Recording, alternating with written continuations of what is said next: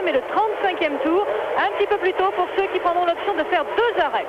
Alors que vous, Pierre Van Vliet, vous savez que ce circuit est épouvantablement fatigant, car il nécessite une concentration permanente, y compris dans la ligne droite, je crois, à cause des bosses. 80 tours à boucler de ce circuit d'Adélaïde, circuit urbain, très rythmé, beaucoup de concentration de la part des pilotes, vous le soulignez Jean-Louis, circuit bosselé aussi en effet, notamment dans les zones de freinage qui sont à peu près les seuls endroits où on peut effectivement dépasser. C'est le freinage au bout de cette longue ligne droite, mais qui est très bosselé, donc c'est pas du tout évident. Martin Brundle reste immobilisé sur la piste, alors que les 23 autres voitures engagées dans ce Grand Prix, voilà Brundle qui s'élance. 24 voitures donc au départ de ce Grand Prix d'Australie, comme au Japon il y a 15 jours, forfait des Lola Ferrari de la Scuderia Italia. Et 24 voitures avec 2 séances de qualification, dont l'une a été curieusement moins rapide que l'autre. C'était le deuxième jour, le samedi, à cause d'une température plus élevée. C'est ça qui n'a pas autorisé un bon fonctionnement des moteurs. Par conséquent, Brundle, on vient d'en parler. Martin Brundle, qui était à la 8e place de cette grille de départ, à l'extérieur de la 4e ligne, eh bien, ne peut plus rejoindre cette place. C'est le règlement qui l'exige ainsi. Et par conséquent, cette Ligier qui est décorée différemment, d'ailleurs, comme au Japon, elle est l'œuvre du dessinateur de bande dessinée Hugo Pratt, eh bien, elle partira en dernière ligne, derrière tout le monde, derrière les 23 autres voitures. Bon dernier, Brundle, pas de chance, alors qu'il était bien qualifié en 4e ligne avec le 8e temps, sur ce circuit où les dépassements sont difficiles, eh bien, c'est un série handicap. Mais la course est très longue, et beaucoup de choses peuvent se produire. C'est un Grand Prix très indécis, avec un dernier duel de prestige aussi, entre Alain Prost et Ayrton Senna, le dernier. Ça fait 10 ans que ces deux pilotes dominent la Formule 1, et là, vraiment, c'est la dernière confrontation, avec évidemment pour Alain Prost cette volonté de s'imposer pour partir vraiment en beauté. Et les Cassandres n'ont pas manqué de remarquer que au bout de cette ligne droite de la grille de départ, une droite qui est assez courte d'ailleurs, eh bien il y avait une chicane et tout le monde attend le passage dans cette première chicane, à savoir quel est celui des deux hommes qui va parvenir à s'imposer. Et le départ va être évidemment décisif en cette matière. On a constaté au Japon que la McLaren partait très bien, malgré le fait qu'elle est un peu moins puissante évidemment que la Williams. A constaté aussi que Ayrton Senna est en pole position à Adélaïde pour la 9e année consécutive. Ça fait 9 fois qu'il est en pole position ici. Pour la première fois aussi depuis 10 ans, depuis le Grand Prix du Brésil 83, c'est un moteur Ford qui est en pole position, un moteur Ford Cosworth. Senna donc 9 fois en pole position, mais il n'a remporté qu'une seule victoire ici. Justement, alors puisqu'on est dans les chiffres, on court ici en Australie depuis 1985 et je vous donne le palmarès: 85 Rosberg, 86 Prost, 87 Berger, 88 Prost, 89 Boutsen, 90 Piquet, 91 Senna, 92 Berger. Vous voyez que effectivement Senna, qui est en pole position, eh bien n'a gagné qu'une seule et unique fois, alors que la grille est maintenant rangée, que Brundle ferme cette grille de départ là-bas dans le fond, que le préposé au drapeau vert, non, il y a quelqu'un qui a calé sur la gauche. Non, il a eu tort d'envoyer le drapeau vert. Il y a quelqu'un qui avait calé sur la gauche de notre écran. Il y a Katayama qui lève les bras. Et on ne peut pas envoyer. Donc c'est donc et Roland Bressara d'ailleurs n'envoie pas le feu vert.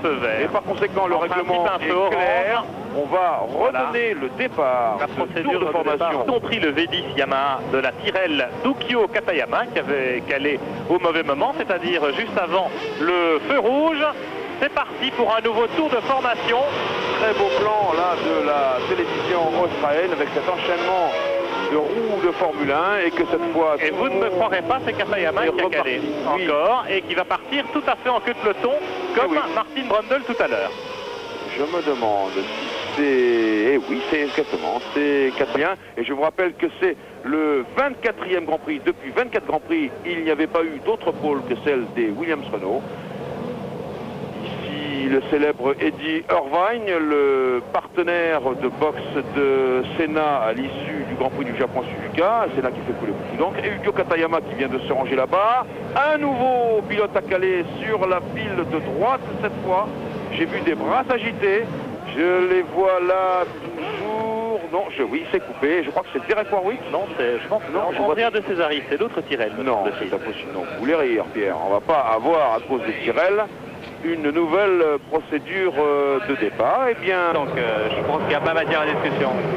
bien, absolument. Merci Catherine, ça c'est très important ce que nous a dit Dany Denok. Ça s'est déjà produit à Imola au Grand Prix de Saint-Marin en 91. On avait demandé à Grouillard, dont on avait cru qu'il avait calé 2 fois sur la grille, de bien vouloir, et à Mexico, pardon, oui aussi, de bien vouloir prendre le départ sur la dernière ligne. Et c'est sans doute ce qu'on vient de dire à Ken Tyrrell, alors que là, on part pour un nouveau tour de mise en place.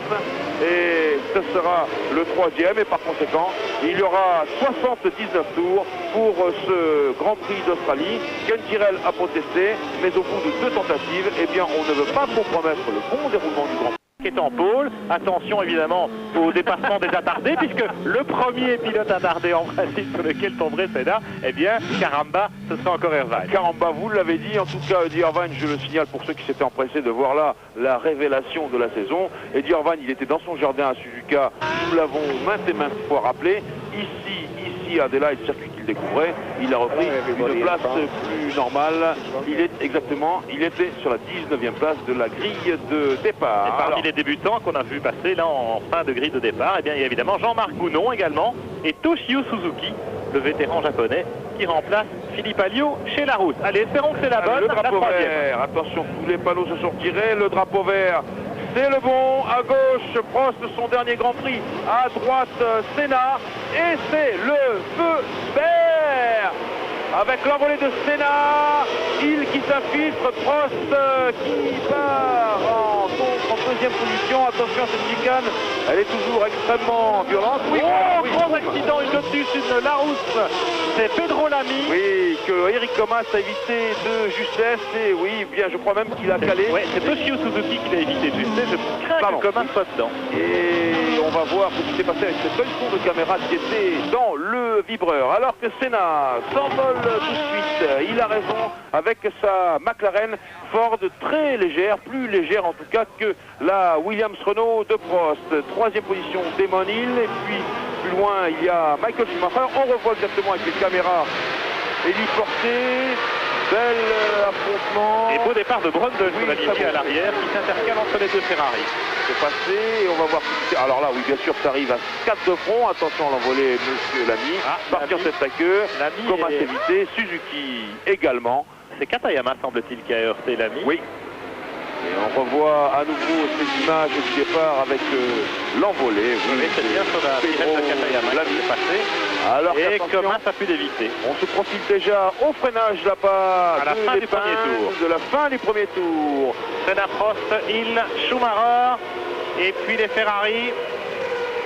Drapeau jaune à la chicane pour la Lotus de Pedro Lamy. Une voiture très très mal placée, ils n'ont pas eu le temps de la retirer ni de la gruter, et ça c'est une erreur. Alors que le classement s'affiche 1 Senna, 2 Prost, 3 Hill, 4 Schumacher, 5 Berger, 6 Brundle dans ce premier tour du Grand Prix d'Australie qui comporte 79 tours, vous le savez, après 2 départs manqués, 2 nouvelles procédures de départ. Le 7e est Hakkinen, le 8e Alesi, le 9e Suzuki, Adri Suzuki, 10e Wendlinger, 11 Leto, 12 Patrese, 13 Blundell, 14 Herbert, 15 Martini, 16 Warwick, 17 De Cesaris, 18 Barrichello, 19 Gounon et 20 Comas. Et pour les écarts, 1 seconde 3 entre Senna et Prost, 1 seconde 3 entre Prost et Hill. Un écart qui se creuse en tout cas entre Senna et Prost en ce début de course. Vous l'avez souligné Jean-Louis, il y a évidemment un petit peu moins d'essence embarquée dans la McLaren à moteur 8 cylindres Ford du Brésilien par rapport au V10 Renault des Williams de Prost et Hill. Les pilotes qui sont de toute façon assez prudents en début de course, qui font attention à ménager leurs pneumatiques, leurs freins durant ces premiers tours parce que la course va être longue, éprouvante pour les machines comme pour les hommes. 1 seconde 3 entre Senna et Prost, on attend le verdict du 2e tour, 1 seconde 8 entre Senna et Prost et 1 seconde 5 entre Prost et Hill, talonné par Michael Schumacher. On le voit ici avec cette Benetton Ford très en verve. Je vous rappelle que les Benetton Ford ici, le Ford série 8, soit le moteur le plus puissant intéressant. Et puis elle utilise également ces fameuses 4 roues directrices. Ça veut dire qu'il y a un léger braquage induit à l'arrière des roues de la Benetton Ford. Et naturellement, eh bien, ça aide un petit peu dans certains virages. En tout cas, ça peut peut-être aider pour la fatigue, Pierre. Il y avait pas moins de 7 voitures dans la même seconde au warm-up ce matin. Et les Benetton étaient particulièrement à la fête, aussi bien Schumacher que Patrese. Et on peut donc compter sur le jeune pilote allemand pour animer ce Grand Prix d'Australie, en tout cas les premiers tours, puisqu'il est là déjà blotti dans le sillage de la Williams Renault de Damon Hill en 4e position, derrière Senna et Prost. Alors que là, on va aborder le nouveau passage ici en 3e, 4e et à nouveau 3e. On est chez Michael Schumacher. Et on va aborder maintenant l'épingle qui précède. Voilà, l'entrée descente était sur la droite en 2e. Et on accélère. 3, 4, 5 et 4e pour la chicane qui va arriver ici. Voilà, 4e ici pour cette chicane. La Lotus de l'ami a disparu. Oui, fort heureusement, 2 secondes et demie d'écart à l'avantage de Senna en tête. Damon Hill 3e, Schumacher 4e, Berger 5e, Hakkinen maintenant 6e devant Brundle, Jean Alesi 8e, Suzuki 9e, Wendlinger 10e. C'est le point au 3e passage de ce Grand Prix d'Australie. Alors que nous allons aller à Paris pour cette courte page de publicité et revenir dans quelques instants. Retour à Adelaide dans le 5e des 79e tours, des 79 tours, pardon, de ce Grand Prix d'Australie qui est toujours très animé avec Senna, Prost, Hill, Schumacher, Berger 5e, Hakkinen 6e, Brundle 7e, 8e Alesi, dans cet ordre. Pierre. Alors que nous attaquons la longue ligne droite Jack Brabhamsted de ce circuit d'Australie avec Michael Schumacher, vous le voyez, en 6e à vitesse maximum, près de 290 km/h, 292. Très exactement, il passe la première ici, Michael Schumacher, 4 roues directrices pour cette Benetton Ford. Au moment où on lançait la page de publicité, on a constaté que Michael Schumacher avait raté une corde soudainement, un petit peu traîné un peu tard sans doute, derrière Damon Hill, et il a perdu le contact avec la Williams du pilote britannique en 3e position. Mais vous le constatez, les écarts sont encore très faibles en ce début de course. Alors, ce qu'il faut constater également, c'est que dans les 2 épingles du circuit d'Adelaide, la Benetton Ford tire en première et les Williams Renault comme les Ferrari, eh bien, tirent en seconde. C'est le rapport le plus bas utilisé au cours de ce Grand Prix. Quant aux McLaren, elles sont comme les Benetton. Pour les 2 épingles, eh bien, elles les négocient également en première. Les McLaren qu'on attend évidemment dans ce Grand Prix, non seulement Senna, mais Mika Hakkinen, 6e ici en ce début de course, un peu bloqué par la Ferrari de Gerhard Berger, le jeune Finlandais qui a eu des problèmes au warm-up ce matin. Une panne d'accélérateur électronique. Il n'a pas fait un seul tour avec sa voiture. Il avait dû emprunter le mulet qu'utilisait Senna en début de séance. Donc un warm-up écourté pour le Finlandais. Alors que pour ce qui concerne le classement de tête, eh bien nous allons tout simplement savoir si vous suivez bien malgré l'heure très matinale et nous allons effectuer le premier jeu top position.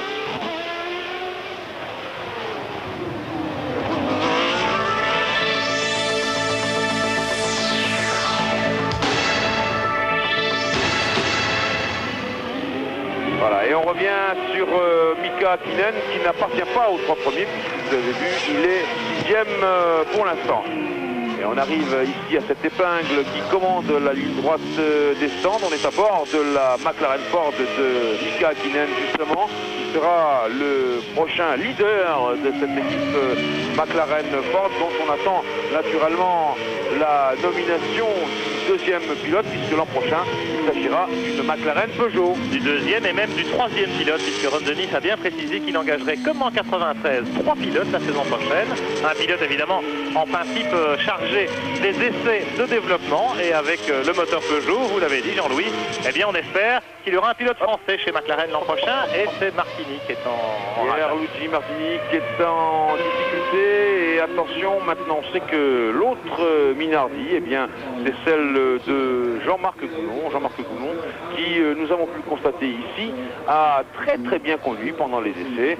C'est je crois sympa que ce jeune pilote finalement ait pu débuter, en tout cas ait pu se faire remarquer et celui qui m'a dit qu'il conduisait pas mal eh bien c'est ni plus ni moins qu'Alain Prost donc ça constitue une certaine référence pour pour Jean-Marc Gounon. En tout cas, par rapport à Martini, eh bien Gounon n'a pas eu à rougir de la comparaison tout au long des essais de ce Grand Prix d'Australie, alors qu'il avait été handicapé physiquement à Suzuka pour ses débuts en Formule 1. On revient avec la tête de la course, avec Michael Schumacher toujours dans le sillage de Oui, qui refait son retard. Grignote son retard. À la suite de l'erreur de corde que vous avez signalé tout à l'heure, il était à 2,5, il vient de rattraper 9 dixièmes. Mais écoutez bien les temps des hommes de tête. Senna tourne en 1,18,30, Prost 1,18,37, Hill 1,18,30, Schumacher 1,18,47. Ça se tient vraiment dans un mouchoir de poche en ce qui concerne les 4 premiers. Berger est 5e avec la Ferrari, Hakkinen à l'image 6e devant l'autre Ferrari de Jean Alesi qui a déjà perdu un peu de terrain. Il est à peu près 3 secondes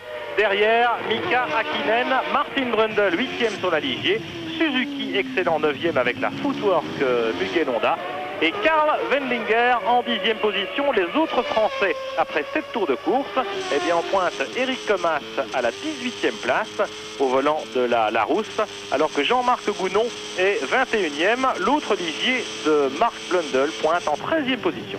Nous sommes dans le 8e tour de ce Grand Prix d'Australie et avec cette caméra embarquée, on remarque très bien le travail des suspensions. Et quand on sait que cette McLaren Ford possède des suspensions actives, eh bien regardez bien le jeu des triangles de suspension et voyez que le circuit n'est pas aisé, c'est le moins que l'on puisse dire. Meilleur saut pour Alain Prost. C'est l'attaque peut-être. Une 17,99. Prost qui est revenu à moins de 3 secondes du leader Ayrton Senna. Eh bien ça c'est classique dans le comportement du pilote français, du quadruple champion du monde, qui, je vous le rappelle, livre ici son 199e et dernier Grand Prix. Alors pour vous donner un chiffre de comparaison, Patrese livre son 256e Grand Prix, De Cesaris 197 Grand Prix et Senna 158 Grand Prix. Vous voyez que ça fait quand même un peu moins. Senna qui avait débuté en Formule 1 en 1984, soit 4 ans après Alain Prost. Il y a donc 10 ans qu'il bataille de conserve Prost et Senna en Formule 1, puisque dès la saison 85, Senna était un client, et même dans l'année de ses débuts en 84, on se souvient notamment de ce fameux Grand Prix de Monaco, interrompu sous la pluie, avec Prost juste devant Senna. Et dont Jacques X était le directeur des courses, votre compatriote, mon cher Pierre, à l'époque. Et on revient ici sur Alain Prost qui a sans doute non pas trouvé la mesure de sa Williams Renault, il la connaît parfaitement. Prost qui sans doute profite de l'allègement progressif, relatif néanmoins, de sa voiture. Et vous voyez que on sent que les deux hommes se surveillent, puisque après le meilleur tour d'Alain Prost, eh bien c'est Ayrton Senna qui lui réplique, une 17,958. Et cette Williams Renault s'allège peu à peu et qui est sans doute peut-être plus maniable, car ce dont s'est plaint Prost tout au long de ce week-end finalement, c'est de la nervosité de ce châssis Williams. Il n'a jamais critiqué le moteur, ni l'antipatinage, ni la boîte de vitesse, mais la suspension très exactement. Et on en dira un peu plus à la fin du Grand Prix sur ce châssis Williams qui, il faut le dire, n'en déplaise à plusieurs, a régressé par rapport à ce qu'il était auparavant. Je vais vous citer les statistiques officielles de Taguer Olivetti. Taguer Olivetti s'est livré à un calcul complet des différences entre les essais de 92 et de 93, donc les différences entre 92 et 93 des voitures. Eh bien l'écurie qui a le plus progressé entre 92 et 93, c'est Ferrari. Et elle a progressé avec une différence de 2 secondes. 1 seconde et 9 dixièmes exactement. Et Ferrari en tête de cette hiérarchie, Williams est en 9e position seulement. Williams a progressé de 4 dixièmes. Vous voyez que c'est pas du tout, elle a même régressé, ce qui est dramatiquement lourd dans la balance. Ferrari s'est bien comporté, 1 seconde 9 de gagné, Williams Renault 4 dixièmes de perdu. Vous voyez que quand on dit que la Williams Renault, en tout cas celle-ci, n'est pas au mieux de sa forme depuis le début de la saison, ce que Alain Prost nous a souvent certifié, mais l'a-t-on écouté à ce moment-là, eh bien il avait raison, en tout cas les statistiques sur les essais et les qualifications le prouvent. Il faut dire que si Williams n'a probablement pas véritablement régressé, la concurrence a très nettement progressé. Oui. Et c'est évidemment le cas de Ferrari, en tout cas c'est le plus spectaculaire, puisque l'an dernier les Ferrari étaient pas vraiment compétitives. Mais effectivement, les écarts sont moins importants et ça se rapproche, c'est normal. Le travail sur les suspensions actives notamment, dont Williams avait quasiment le monopole la saison dernière, eh bien porte ses fruits alors qu'on vient de voir une voiture au ralenti. Oui. Ici à gauche de l'image de Hill et Schumacher. J'ai eu l'impression que c'était une Lotus. Moi aussi, moi aussi. Ce serait Johnny Herbert puisque Pedro Lamy nous a quitté dès le premier tour. Johnny Herbert à ce moment-là. Ça, c'est la différence entre Ayrton Senna et Damon Hill qui est en 3e position. Alors, on a dit que la Ferrari 93 avait gagné 1 seconde et 9 dixièmes par rapport à la Ferrari 92. Et bien, en 2e position dans ce classement, c'est la Benetton Ford, justement. La Benetton Ford de 93, voilà, c'est Johnny Herbert qui rentre au stand et qui va abandonner. La Benetton Ford de 93 a gagné 1 seconde et 1 dixième par rapport à la Benetton Ford de 92. Et l'écurie qui a le moins progressé, eh bien, c'est justement Lotus qui est en 11e et dernière position.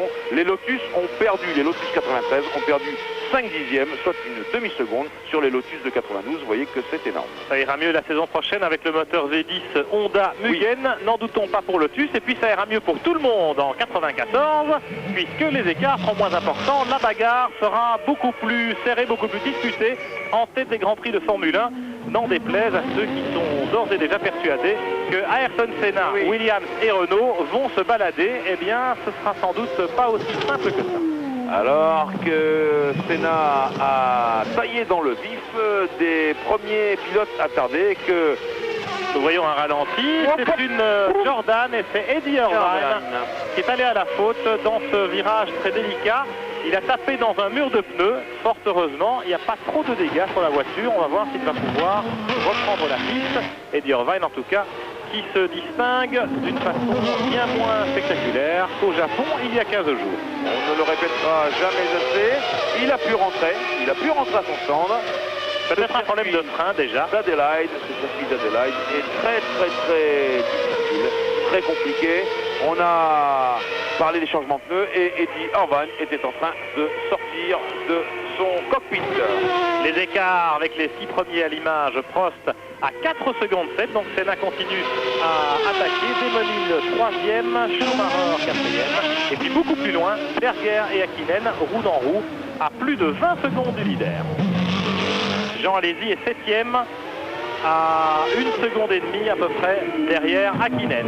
Martin Brundle 8e, Aguri 2e, Vandiger 10e, Leto 11e, Patnel 12e, Blundell 13e, Warwick 14e, Barrichello 15e, De Cesaris 16e, Comas 17e, Gounon 18e pour l'instant. Oh là là là là là là là, j'étais en train de lire le classement.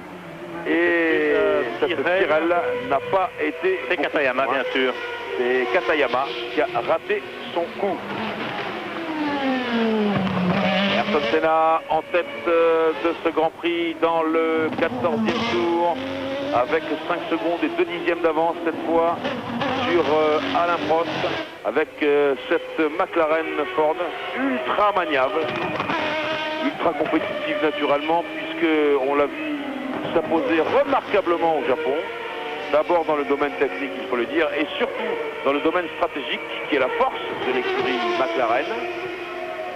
Et contrairement au Benetton, les McLaren font confiance ici au moteur Ford Cosworth en version série 7, c'est-à-dire l'avant-dernière évolution, qui privilégie davantage le couple du moteur, la puissance à bas régime. Et ici à Adélaïde, eh bien, la puissance pure à haut régime n'est pas vraiment facile à utiliser à cause du revêtement extrêmement peu adhérent de ces circuits en ville. Et c'est peut-être un bon choix de McLaren par rapport à Benetton qui, dans ce cas, eh bien, dispose de la dernière évolution du Ford HB série 8. Alors, retour aux suspensions actives. On voit l'avant, on voit l'arrière, on voit les jolis petits coups de volant de Damon Hill qui s'est révélé hier assez costaud pour être l'un des rares pilotes à améliorer sa performance. Schumacher dans cette chicane qui est extrêmement rapide, qui se passe en 4e et qui est maintenant dans les roues pratiquement de Damon Hill avec cette Benetton Ford, on vous l'a dit, plus légère naturellement et puis équipée d'un système à 4 roues directives, c'est-à-dire les roues, la direction normale à l'avant et puis un tout petit peu de braquage à l'arrière grâce à un système hydraulique qui est très ingénieux. Et à ce propos d'ailleurs, on sait que le nouveau règlement technique est enfin paru, interdit les 4 roues directrices pour la saison prochaine. Et par conséquent, là, Benetton ne devrait plus courir en l'état. Mais Flavio Briatore, le patron de Benetton, nous a répondu que si les 4 roues directrices étaient interdites, les 3 roues directrices, elles, ne l'étaient pas. Et effectivement, on peut faire un système à 3 roues directrices avec simplement la roue en appui qui braque et l'autre qui reste dans l'axe. Éric Bernard, je crois que ça serait très satisfaisant pour un pilote, un tel système. Oui, j'ai jamais testé, donc c'est difficile de dire exactement quel est le comportement, alors que Schumacher... Retour au stand, oui, de Michael Schumacher avec ses 4 roues directrices. Mais un arrêt qui n'est pas prévu et qui est beaucoup trop tôt pour changer de pneumatique. Vous êtes là. Changement de pneumatique. Et ça repart après 4 secondes, 80 centièmes d'arrêt seulement pour Michael Schumacher. Mais un arrêt extrêmement précoce dans ce Grand Prix qui va comporter 79 tours, vous le savez, après ces 2 faux départs tout à l'heure. Et nous sommes seulement au 15e passage. Et Schumacher déjà s'arrête pour changer de pneu. Peut-être un problème de pneumatique pour lui en ce début de course. Peut-être une crevaison lente, Jean-Louis. Il y a certainement une explication. Mais il a quand même gardé, voyez le classement, 1 Senna, 2 Prost, 3 Hill, 4 Schumacher, 5 Hakkinen. Michael Schumacher a gardé sa 4e place. En rentrant au stand, bien entendu, il va la voir perdre. ce qui va se passer dans le prochain tour. Mais le record des changements de roue, eh bien c'est Benetton qui l'a déjà avec 4 secondes 34. Et je vois que là, on se tient toujours avec 4,81 sous la barre des 5 secondes. Et certaines équipes feraient bien d'en prendre des leçons. Voilà Desmonil débarrassé de la menace de Michael Schumacher qui était dans ses rétroviseurs depuis le début du Grand Prix. Desmonil qui occupe la 3e position à distance respectable de son équipier et leader Alain Prost, lui-même à 4 secondes 2 dixièmes d'Ayrton Senna. Les écarts commencent un petit peu à jouer à l'élastique à cause des pilotes attardés, notamment Jean-Marc Gounon, ici sur la Minardi. Oui, alors que l'on surveille la Williams Renault de Desmonil et qu'on voit de très beaux plans de profil au freinage avec les disques de carbone qui montent au rouge, notamment au freinage de l'épingle avant les stands, où les pilotes se présentent en 5e et puis 6e et rétrogradent soudain en 2e. En tout cas, les Williams Renault en 2e. Catherine Pic dans les stands. Oui, alors pour vous dire que donc l'arrêt de Michael Schumacher a été légèrement anticipé, mais apparemment l'usure est logique, disons pratiquement normale par rapport à ce qui était prévu sur son tableau de marche. Et en ce qui concerne Johnny Herbert, eh bien donc c'est un affaissement de sa suspension active qui a provoqué son abandon. Ah, c'est arrivé déjà ça au Lotus, mais vous voyez que c'est très bien fait le Lotus parce que à côté de la suspension active, cette voiture a conservé des ressorts classiques et tout simplement pour lui permettre de rentrer au stand s'il y avait un petit problème de suspension active. Mais là, vous l'avez dit, suspension PC, c'est un gros problème. Alors ne tenez pas trop compte du classement que vous venez de voir s'afficher sur votre écran, puisque Michael Schumacher s'est arrêté au stand. Regardez les 2 Ferrari ici, roue dans roue, avec Jean Alesi qui revient sur Gerhard Berger. Cela signifie aussi que Mika Hakkinen s'est débarrassé de la Ferrari de Berger et qu'il a également gagné une place alors que malgré tout, vous aviez raison Jean-Louis Moncet, Schumacher s'est maintenu en 4e position malgré son arrêt. C'est assez surprenant. Il vient signer le meilleur tour en course évidemment Schumacher avec cette pneu neuve en 1:17.069. Il est reparti juste devant Hakkinen et les 2 Ferrari. C'était une toute petite blague que je vous avais réservée car ici la ligne de chronométrage est après les stands, à la sortie des stands. Après la sortie des stands. Et on revient sur les 2 Ferrari dont je vous disais tout à l'heure, quelles sont les voitures qui ont progressé de la façon la plus spectaculaire entre 92 et 93, alors que là on affiche Michael Schumacher le meilleur tour en course à 176 km/h de moyenne, ce qui est considérable pour ce circuit qui est appelé un circuit en ville, alors qu'on est ici à bord de la Ferrari de Jean Alesi qui talonne maintenant Gerhard Berger. Alors c'est vrai qu'entre les 2 hommes, j'ai pu le constater jeudi, il y a eu une discussion assez serrée pour ce qui concerne naturellement l'avenir 94. Mais on sait déjà que Jean Todt a mis bon ordre et on sait également que Jean Alesi a pu conquérir, et heureusement vous me le direz, a pu conquérir le statut de pilote équivalent à celui de Berger. C'est-à-dire qu'en 94, eh bien, Berger ne sera plus, il n'y aura pas chez Ferrari un premier et un deuxième pilote, il y aura deux pilotes sur un pied d'égalité. Et Jean Alesi n'a pas volé cette promotion en effet, il se rattrape ici, il se rapproche de Gerhard Berger de façon assez nette. Les Ferrari qui sont un peu en retrait en ce début de course, cela s'explique aussi parce qu'évidemment le V12 consomme davantage de carburant que les voitures qui les précèdent, avec les V8 Ford des McLaren et des Benetton, et les V10 des Williams-Renault. Regardez le trafic, regardez Prost là derrière, avec la Tyrrell d'Andrea de Cesaris entre les deux leaders, mais Prost est revenu à 2 secondes 8 de Senna. Pierre Jean-Louis, on se faisait une petite remarque avec Yves Géniès et Éric Bernard concernant le changement de pneus de Michael Schumacher. On remarquait que Prost prenait grand soin de ne pas passer sur les bordures alors qu'un certain nombre de pilotes, dont Senna, dont Hakkinen, dont Schumacher, passaient sur les bordures. On peut penser aussi que pour les pneus, il y a un risque de crevaison lente, par exemple, Éric Bernard. Oui, ce sont des brutes alors, hein. Ils ont vraiment, ça c'est pas bien de faire ça. Franchement, Pierre, vous êtes d'accord avec ça? Et qu'on doit vraiment faire attention à cela. Et en effet, Michael Schumacher, eh bien, il s'est peut-être cru dans un tour de qualification, alors que là, notre ami Andrea ferait bien de laisser passer Alain Prost. Vous savez qu'il y a très peu entre les deux hommes. Il y a 199 Grands Prix devant maintenant, et puis 197 derrière, entre le quadruple champion du monde français, qui est titulaire d'un certain nombre de records, en dehors de ses victoires et des meilleurs tours en course, et puis bien entendu, Andrea de Cesaris, dont le palmarès est grand en nombre de Grands Prix, mais quand même petit au niveau des points, n'est-ce pas Pierre? Ah oui, c'est un des seuls pilotes qui a un tel palmarès, près de 200 Grands Prix, et pas la moindre victoire pour De Cesaris.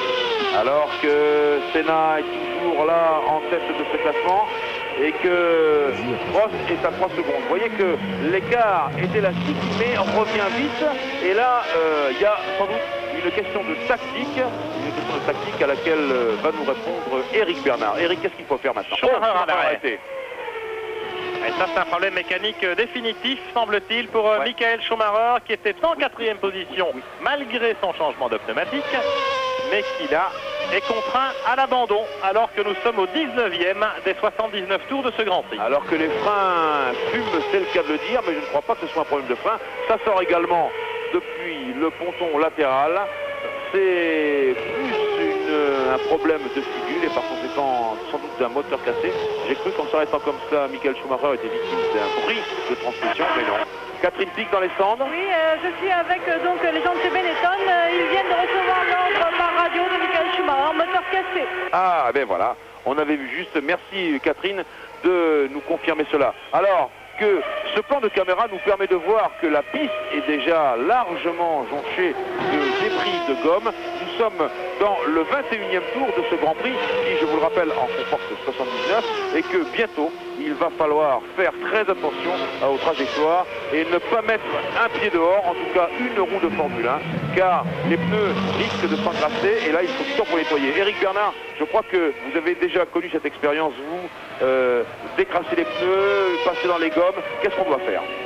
Bah écoutez, le problème c'est toujours délicat, sitôt qu'on a engraissé les pneus sur une Formule 1, c'est un petit peu comme rouler sur du verglas avec une voiture de tourisme, et c'est très difficile de renettoyer les pneus parce qu'il y a une température, la gomme s'accroche, elle se colle littéralement aux pneumatiques et il faut généralement 2-3 tours, mais comme on est dans une situation difficile, une tenue de route délicate face à cette nouvelle gomme qui s'est collée, généralement on a tendance à reprendre les extérieurs des pistes, à re-aller dans les parties sales, et c'est un cercle vicieux. Donc généralement, si au bout de 2-3 tours le phénomène d'une voiture délicate à conduire ne disparaît pas, il vaut mieux s'arrêter au stand et carrément changer de pneumatique. Eh bien, pendant que Michael Schumacher a abandonné, il s'est passé l'événement que nous avions pressenti, à savoir que Jean Alesi est passé devant Gerhard Berger. Jean Alesi maintenant qui est rentré dans les points. Il était 7e, il est passé 6e. Et avec l'abandon de Michael Schumacher, il est maintenant 5e. Le classement de tête, c'est donc un Senna, de Prost à 3 secondes et 4 dixièmes. Plus loin, Hill à 7 secondes de Prost. Le quatrième est Hakkinen à 18 secondes du trio de tête. Et puis derrière, il y a Alesi à 7 secondes. Berger à 2 secondes 8. Rundle en 7e position à 5 secondes 8. Pierre. Moi je sens bien Alesi sur le podium de ce Grand Prix d'Adélaïde. Jean-Louis, je ne sais pas ce que vous en pensez. En tout cas, ça fait très plaisir. Ah, voilà Jean-Marc Gounon qui part en tête à queue. Il essayait de suivre je crois que c'est la McLaren qui le précédait. Il n'a pas calé, ça c'est bien. Évidemment, à cet endroit-là, c'était pas évident, mais Gounon repart. Bel effort. Voilà Berger sur la Ferrari. Alors là, je ne jetterai pas la pierre à Jean-Marc Gounon, car j'ai vu des pilotes extrêmement forts. Oui, Démonil dans les stands, Catherine. Oui, changement de pneumatique pour Damoni, changement de pneumatique pour Berger qui est attendu dans les stands. Donc la valse des changements de pneumatique commence. Et oui, on avait prévu des changements de pneus aux environs du 30e ou du 35e tour. Ça va sans doute être 2 changements de pneumatique dans ce Grand Prix. Démonil repart juste devant Mika Hakkinen sur la McLaren qui était immédiatement derrière lui dans ce classement. C'est dire si les arrêts pour changement de pneumatique ici à Adélaïde sont très peu pénalisants en temps. L'entrée des stands effectivement est très rapide puisqu'elle correspond à une épingle sur le circuit. Et la sortie des stands permet d'arriver à peu près à pleine vitesse à la chicane. Ah, il a fait fumer ses roues, Berger, on peut le dire. En tout cas, voilà qui va bouleverser sérieusement le classement. Et pendant ce temps-là, en tête, Prost s'est rapproché d'Ayrton Senna. Il est à 2 secondes et 8 dixièmes. Une 17-7 pour le dernier passage de Prost. Il a gagné une demi-seconde sur Senna. Évidemment, il y a le trafic, mais on constate que depuis un certain temps, eh bien, Prost se rapproche, vous le voyez sur cette image. Senna en tête, aux prises évidemment avec les attardés. Ici, c'est Toshio Suzuki et la seconde Larousse Lamborghini. Et Alain Prost sur la Williams Renault qui se rapproche sensiblement, petit à petit, d'Ayrton Senna. Nous sommes encore loin de la mi-course de ce Grand Prix d'Australie. Tous les espoirs sont donc intacts pour vivre un véritable duel, le dernier entre Prost et Senna. Oui, car je vois d'ici l'équipe McLaren qui s'apprête à un changement de pneus. Les couvertures chauffantes sont retirées. Et Alesi va rentrer dans les stands. Oui, on va chronométrer également cela. Ça veut dire que si on fait 2 changements, eh bien peut-être que Prost, lui, économisera ses pneus pour n'effectuer qu'un seul changement de pneumatique. C'est là une stratégie qu'il a toujours appréciée au plus haut niveau, notre quadruple champion du monde. Et on va voir si elle peut lui réussir. En tout cas, là on le suit, Alain Prost est toujours en 2e position, à moins de 3 secondes de Senna. Et on va voir alors que Patrese s'arrête à son stand maintenant. Stop pour Patrese. Je le chronomètre moi-même. Alors que Mika Hakkinen a dépassé Démonil qui sortait des stands en pneus neufs. Hakkinen a continué, voilà Patrese qui sort des stands. 90, Pierre. Merci. Eh bien, Mika Hakkinen, qui ne s'est pas encore arrêté, a réussi à reprendre l'avantage sur Démonil pour la 3e place. Ayrton Senna, McLaren, pas de problème, 5 secondes. 5 secondes 32 et ça va nous donner Prost en tête de ce Grand Prix d'Australie au terme du 24e tour de course avec Senna à 7 dixièmes. Et là, l'intensité dramatique est à son point culminant. Alors on va à Paris, on se retrouve dans quelques instants.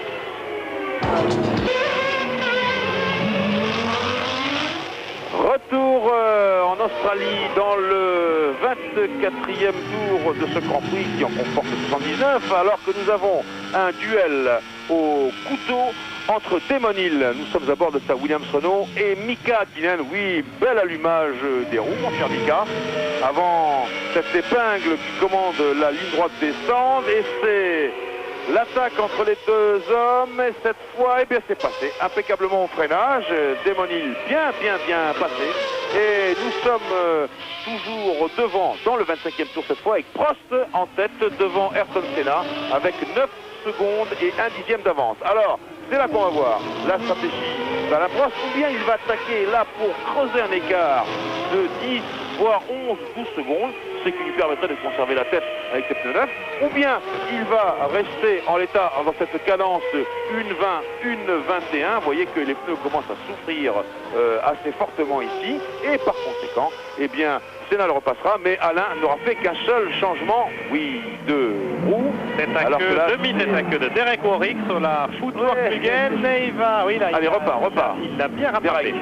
Allez, c'est le moment de Il a repartir. bien rattrapé Derek Warwick qui dispute ici probablement le dernier Grand Prix de sa carrière. Il n'est pas le seul, il y a d'autres vétérans comme Ricardo Patrese et Andrea De Cesaris notamment, en plus d'Alain Prost, qui vont sans doute en rester là avec la Formule 1 à la fin de cette saison 93. 7 secondes, 687 millièmes d'écart entre Prost et Senna au 26e passage, alors que Demenil a maintenant repris la 3e place, le voilà, mais il va devoir se frayer un chemin dans le trafic. Mika Häkkinen rentre au stand, il était en pneu neuf, Häkkinen en pneu usagé, ce qui explique un petit peu la manœuvre à laquelle vous avez assisté juste après notre petite page de publicité. Chez McLaren, ça roule comme du papier à musique avec un nouvel arrêt en 5 secondes 81 centièmes, et c'est chez Williams que la pression va être évidemment sur les épaules des mécaniciens, alors que Jean Alesi a changé de pneu très vite lui aussi, puisque la Ferrari est repartie quasiment sur les talons de la McLaren de Mika Häkkinen. Il est là, Jean Alesi, au fond de votre écran, là, en arrière-plan de cette image. Et voilà, qui est donc assez prometteur pour la suite de ce Grand Prix. Et oui, tellement prometteur que je crois qu'il est temps de faire un petit point top position.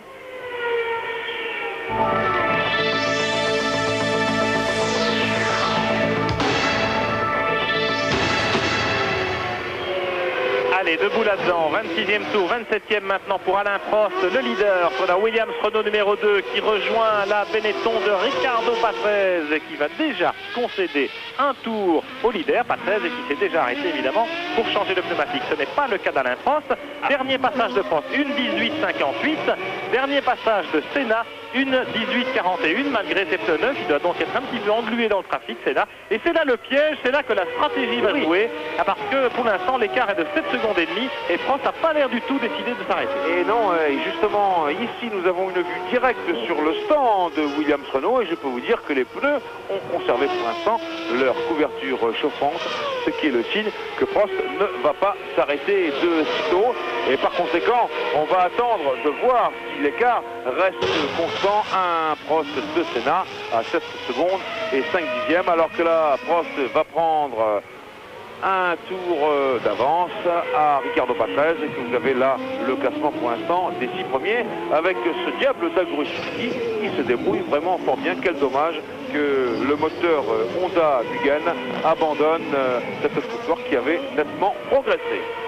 Aguri Suzuki qui n'est pas encore tout à fait certain de rester chez Footwork la saison prochaine. L'avenir de l'écurie Footwork est un peu flou parce que les finances de M. Ohashi, le patron de Footwork, ne sont plus aussi florissantes qu'auparavant. Et il n'est pas impossible qu'Aguri Suzuki change éventuellement d'écurie l'année prochaine. On parle même de lui chez Benetton, figurez-vous, aux côtés de son ami Michael Schumacher. Et pourquoi pas, puisque vous le saurez bientôt, c'est que Benetton a renoué des relations avec une firme japonaise qui s'appelle Sanyo, d'ailleurs il est inutile de cacher son nom, et que l'an prochain, les Benetton seront commandités par Sanyo. Ainsi également qu'un cigarettier japonais dont nous tairons le nom, ah oui, en l'occurrence. Alors 7 secondes et 41 millièmes entre Prost et Senna, avec cette piste d'Adelaide, vous le voyez ici sur votre écran à gauche, qui est en train tout doucement de s'encombrer. Et puis Ricardo Patrese, lui qui comme à l'habitude, eh ben oui, ça Ricardo, il n'aime pas les courants d'air, il n'aura pas changé au long de ces 256 Grands Prix, c'est-à-dire que pour le dépasser, eh bien vraiment il faut être à sa hauteur. Sinon Ricardo, c'est comme s'il ne vous avait pas vu, mais enfin bon, on ne lui en voudra pas. De toute façon, tout ça c'est rentré dans l'histoire, voire dans la légende, en tout cas dans le mythe. Attention, c'est là que tout va se jouer. Il y avait 7 secondes et 41 millièmes. Oui, Catherine Tick est top pour Alain. Senna en tête à l'instant. Il regarde, attention chez Williams. Boum, on peut faire tomber la voiture. Alors, ça... Et ce sont des secondes précieuses, une fois de plus, qui s'égrènent pendant l'arrêt de Alain Prost chez Williams Renault. Et c'est pas la première fois, alors qu'on joue vraiment la course à quelques secondes près, c'est pas la première fois que ça se produit. Bien, toujours est-il que on ne sait pas très bien si Prost va pouvoir faire la distance avec un seul arrêt pour changer de pneu. Moi, je suis pas très optimiste et j'ai l'impression que la tactique adoptée était peut-être pas la meilleure. En tout cas, visiblement, Prost est rentré au stand un peu précipitamment parce qu'il a sans doute perdu du temps derrière Patrese et qu'il s'est rendu compte que son pari, celui de creuser l'écart par rapport à Senna en profitant des fluctuations du trafic, eh bien, avait échoué. Mais il maintient quand même la deuxième place devant Demenil, Alain Prost. Alors que Mika Hakkinen rentre une nouvelle fois à son stand. Deuxième arrêt, il est au ralenti. Nous sommes dans le 29e tour de course et cette fois il est au ralenti et je crains que l'affaire ne soit entendue. On a déclenché le chronomètre mais ça je n'y crois pas. Je vois son mécanicien ici qui est penché. Problème de ponton, problème de transmission à l'arrière. L'arrêt s'éternise, la caméra fouille vers les suspensions et c'est plutôt du côté de l'arrière qu'il faut se pencher. Je vois qu'on court vers les stands, on regarde le tableau de bord. Mika est patient.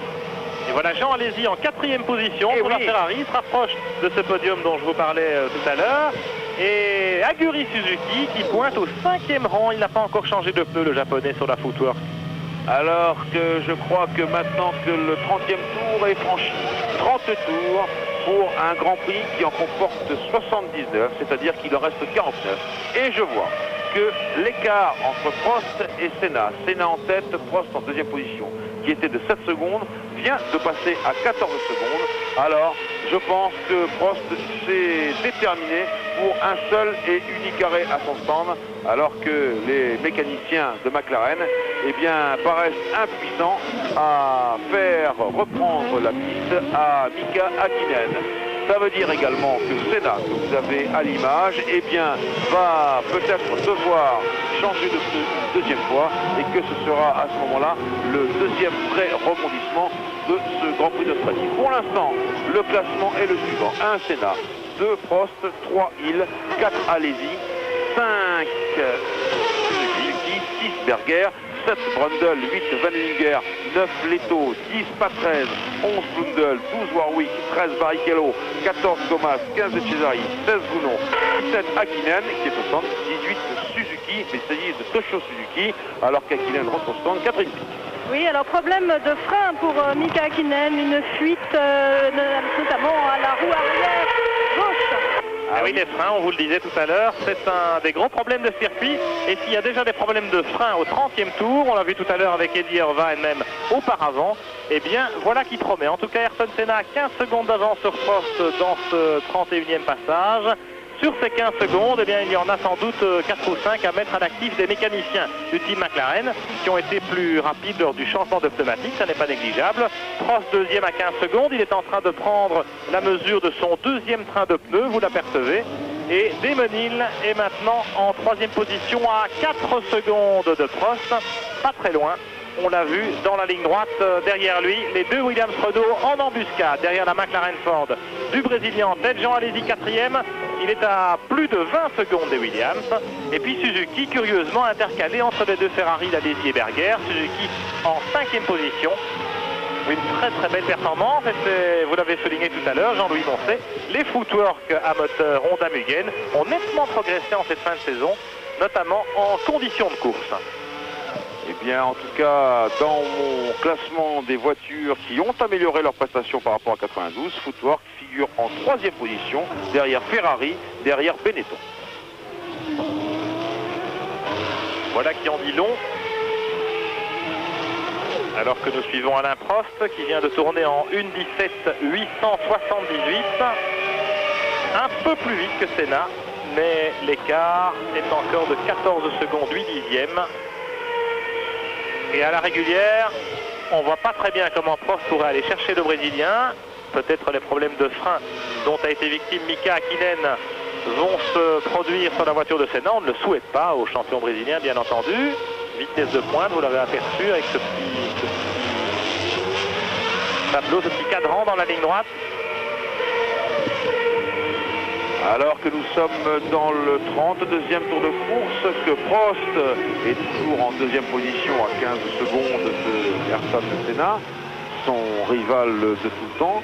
Et je vais en profiter pour vous faire remarquer une toute petite chose, c'est que je trouve que la voiture de Prost, lorsqu'elle est en gros plan, dans les caméras, comme ici, dans les caméras du réalisateur de Channel 9, qui est la télévision australienne qui nous reçoit ici à Adelaide, eh bien, je la trouve de plus en plus sautillante, cette voiture, et je veux vous confier un secret, ne le répétez à personne, mais Patrick Head, que nous avons vu à Suzuka dimanche soir après la course, vous voyez, comme ici par exemple, a dit à Alain, tout bonnement, alors, est-ce qu'il t'a plu ton waterbed, c'est-à-dire ton matelas haut, vous savez à quoi ça sert? ou bien il appelle également cette voiture la sex machine. Et là, comme il y a certainement des enfants qui nous écoutent, je ne dirai pas exactement ce que ça veut dire, mais tout le monde me comprendra aisément. Voilà ce que Patrick Head, qui est le concepteur de cette Williams FW15, a pensé de la voiture Suzuka et doit certainement penser ici la même chose. Vous voyez que cette Williams Renault n'a pas été si facile à conduire. Elle sautille comme un kangourou, cette Williams Renault. Oui, c'est une comparaison très locale. Voilà, plus australienne. Mais ça ne l'empêche pas quand même Oui. de se montrer assez compétitive à ce stade de la course, à peu près à mi-distance de ce Grand Prix d'Australie. Damon Hill revient un petit peu sur Prost, il vient de tourner en 1:17.192. Alain Prost tourne également dans la minute 17, alors que Senna doit se contenter de tours en 1:18, 1:18.4 même. Prost revient à 13 secondes du Brésilien Ayrton Senna et Damon Hill est revenu à 2 secondes et demie de son équipier Alain Prost. Alors bon, bien entendu, il y a le trafic, on le constate ici avec Gerhard Berger qui se fraye un passage au freinage devant Suzuki. Il a repris la 5e place à Suzuki, Gerhard Berger. Les deux Ferrari maintenant, donc 4e et 5e, Suzuki 6e. Mais effectivement, les Williams Renault semblent un peu plus rapides que la McLaren en tête de la course. Senna peut-être aussi est en train de quelque peu contrôler son avance. Alors, ce qu'il faut dire à propos des Williams Renault, c'est que ce matin, elles n'ont pas été très brillantes lors du warm-up, cette demi-heure d'échauffement traditionnelle avant le Grand Prix, puisque Senna, Schumacher, Berger et Patrese ont fait respectivement le premier, le deuxième, le troisième et le quatrième temps, et que Alesi a été 6e, donc il avait Damon Hill devant lui 5e et Prost derrière lui 7e. Mais malgré ce relatif manque de compétitivité, on a quand même fait une constatation sur les Williams Renault, c'est qu'elles conservaient leur pneumatique intacte. Et ça, c'est énorme pour la fin de la course. Peut-être que Senna contrôle, bien sûr, j'espère pour lui, Pierre Van Dijk. Mais peut-être que les Williams Renault vont pouvoir tenir la distance complète. Vous voyez que Prost tourne en 1:18.8, Senna en 1:19.0, et que Damon Hill confirme cela en tournant en 1:18.1 juste derrière Prost. Il est à 1 seconde et 7 dixièmes de Prost et Damon Hill. Voilà, devant lui il y a la Foutorque, mais Prost il est là-bas, tout à fait devant. Et Prost a dû passer Warwick dans le tour précédent, ce qui explique qu'il a perdu quelques précieux dixièmes, mais ça fait partie du jeu évidemment. Et entre Prost et Hill, il y a aussi une bagarre. Je pense pas que Damon Hill va laisser tout simplement Alain Prost occuper la deuxième place. Les places vont être chères pour le podium d'Adélaïde. Et moi je verrais bien Prost et Alesi sur ce podium, ce serait beau, hein. Ce serait beau pour le dernier Grand Prix d'Alain. Et alors pour la deuxième place au championnat du monde, la bagarre, eh bien c'est entre Ayrton Senna et Damon Hill. Pour l'instant, avantage Senna. Pour l'instant, avantage Damon Hill sur Derek Warwick, alors qu'on va mesurer le temps qu'a perdu Damon Hill dans ce 36e tour. Il était à 1 seconde et 7 dixièmes d'Alain Prost. On va le voir bientôt. Il est ici dans ce grand droit qui précède le freinage de l'épingle. Voici l'épingle que les Williams Renault dégonflent en deuxième, troisième, quatrième. Senna vient de passer sous la ligne de chronométrage. Prost, 11 secondes et 9 dixièmes de Senna. Il se rapproche. Damon Hill est à 2 secondes 3. Il a donc perdu 5 dixièmes derrière Derek Warwick. Donc sur ce qu'on peut appeler le trafic. Warwick occupe une 12e place assez modeste si on la compare avec la 6e de son équipier Aguri Suzuki chez Footer. Mais rappelons que le pilote britannique, le vétéran britannique Derek Warwick, a quelque peu diminué par les effets d'une grippe qu'il a sans doute contracté en rentrant en Angleterre entre les deux Grands Prix, entre le Grand Prix du Japon et le Grand Prix d'Australie, pendant que la plupart de ses petits camarades allaient bronzer quelque part dans le Pacifique ou dans l'océan Indien. Eh bien, Derek Warwick est rentré en Angleterre pour disputer une course de voiture de tourisme à Donington où Nigel Mansell s'est distingué de bien curieuse façon, Jean-Louis. Oui, avec un gros accident. Et on a vu un très beau geste de Gigi Leto qui était en 9e position, qui a permis à Ayrton Senna de passer, alors que maintenant les deux Williams Renault, Prost, Damon Hill sont à l'abordage, 11 secondes et 9 dixièmes de Senna. Voilà, ça se resserre considérablement maintenant. Je sais bien qu'il y a le trafic, je sais bien qu'il y a les changements de perspective, mais quand même, on approche bientôt de la mi-course et on voit que chez Williams-Renault, les deux équipiers sont décidés à ne pas s'en laisser compter entre eux et à ne pas s'en laisser compter par Ayrton Senna. Prost a perdu un peu de temps derrière la Ligier de Marc Blundell qui a concédé un tour. Et j'ai une autre bonne nouvelle en ce qui concerne Ligier, c'est Eric Bernard qui va être content. Martin Brundle vient d'accéder à la 6e place derrière les deux Ferrari, car Aguri Suzuki s'est enfin décidé à rentrer au stand pour changer de pneumatique au 36e des 79 tours de course. Et on peut penser que Aguri Suzuki, eh bien lui, fera toute la distance, alors que ça c'est un replay. Oui. C'est peut-être là que Prost a perdu du temps. Voilà, c'est Jean-Marc Bounon qui a fait un tête à queue. Et c'est dans ce tour, Prost a perdu 1 seconde et demie sur Desmonil, rien que dans ce tour-là. Ceci explique cela. Il a dû mettre un coup de frein sans doute derrière Blundell pour éviter la toupie de Jean-Marc Bounon. Jean-Marc Bounon qui a fait un geste au commissaire de bien vouloir lui indiquer s'il y avait une voiture en train d'arriver pour refaire un demi-tête à queue et repartir dans le bon sens, car Bounon a eu cette habileté de maintenir son moteur en fonctionnement. Vous savez que si vous calez, eh bien, c'en est fini de vos chances de figurer dans le classement final. Meilleur tour pour Alain Prost, en tout cas c'est son meilleur tour depuis le début de ce Grand Prix d'Australie, au 38e passage. Prost en 1:17.358, il est revenu à 11 secondes, 24 centièmes du leader Ayrton Senna, et il a quelque peu repris quelques petites distances par rapport à son équipier Desmonil. Le meilleur tour, c'était celui de Michael Schumacher. C'est toujours celui de Michael Schumacher en 1:17.069, soit 3 dixièmes d'écart entre les deux hommes. Schumacher qui venait de chausser les pneus neufs au 17e passage, tout en début de course. Senna, Prost, Hill, Alesi, Berger dans le 39e tour de ce Grand Prix d'Australie. Et puis Martin Brundle sur la Ligier, maintenant en 6e position devant Aguri Suzuki et la Footwork. Il vient donc de changer de pneumatique. Et puis derrière Suzuki, on pointe les deux Sauber de Karl Wendlinger et JJ Leto. Et en 10e position, la Benetton de Riccardo Patrese. Marc Blundell est 11e sur la seconde Ligier devant Warwick, Barrichello, Eric Comas 14e de Cesaris. Toshio Suzuki sur la seconde Larousse 16e et Jean-Marc Bounon 17e et bon dernier après son tête à queue.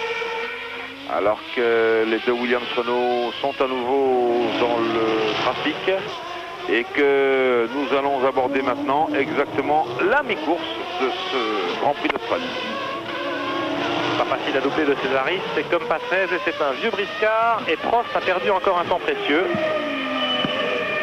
Prost qui était remonté à 9 secondes et 7 dixièmes de Senna. Ça veut dire que la Williams-Renault peut avoir tous les espoirs de bien figurer puisqu'elle contrôle à peu près son écart malgré les dépassements des attardés, malgré le problème des pneus. Mais on sait que ce matin au warm-up, eh bien, les pneus ont été le point fort des Williams, même si elles n'ont pas été très compétitives.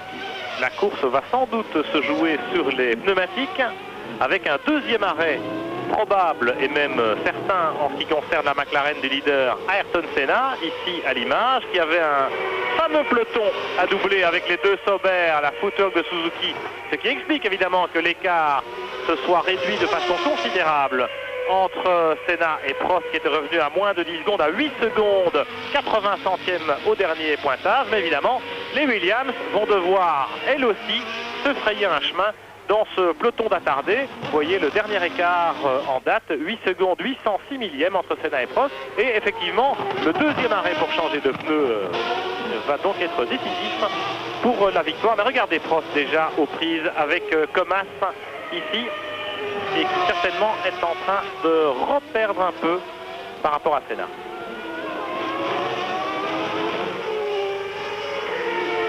Alors que le cimetière des voitures est en train de s'accroître dans cette ligne droite et qu'il nous reste maintenant, eh bien, tout simplement 7 voitures en course sur les 24 et même, oui, il y a plus exactement 16 et qu'il en était parti 24 tout à l'heure. C'est aussi ça la spécificité du Grand Prix d'Australie qui et je vous l'ai dit, extrêmement long dans le temps et qui exige terriblement, comme c'est un circuit urbain, et bien il exige beaucoup des boîtes de vitesse, des aires de transmission.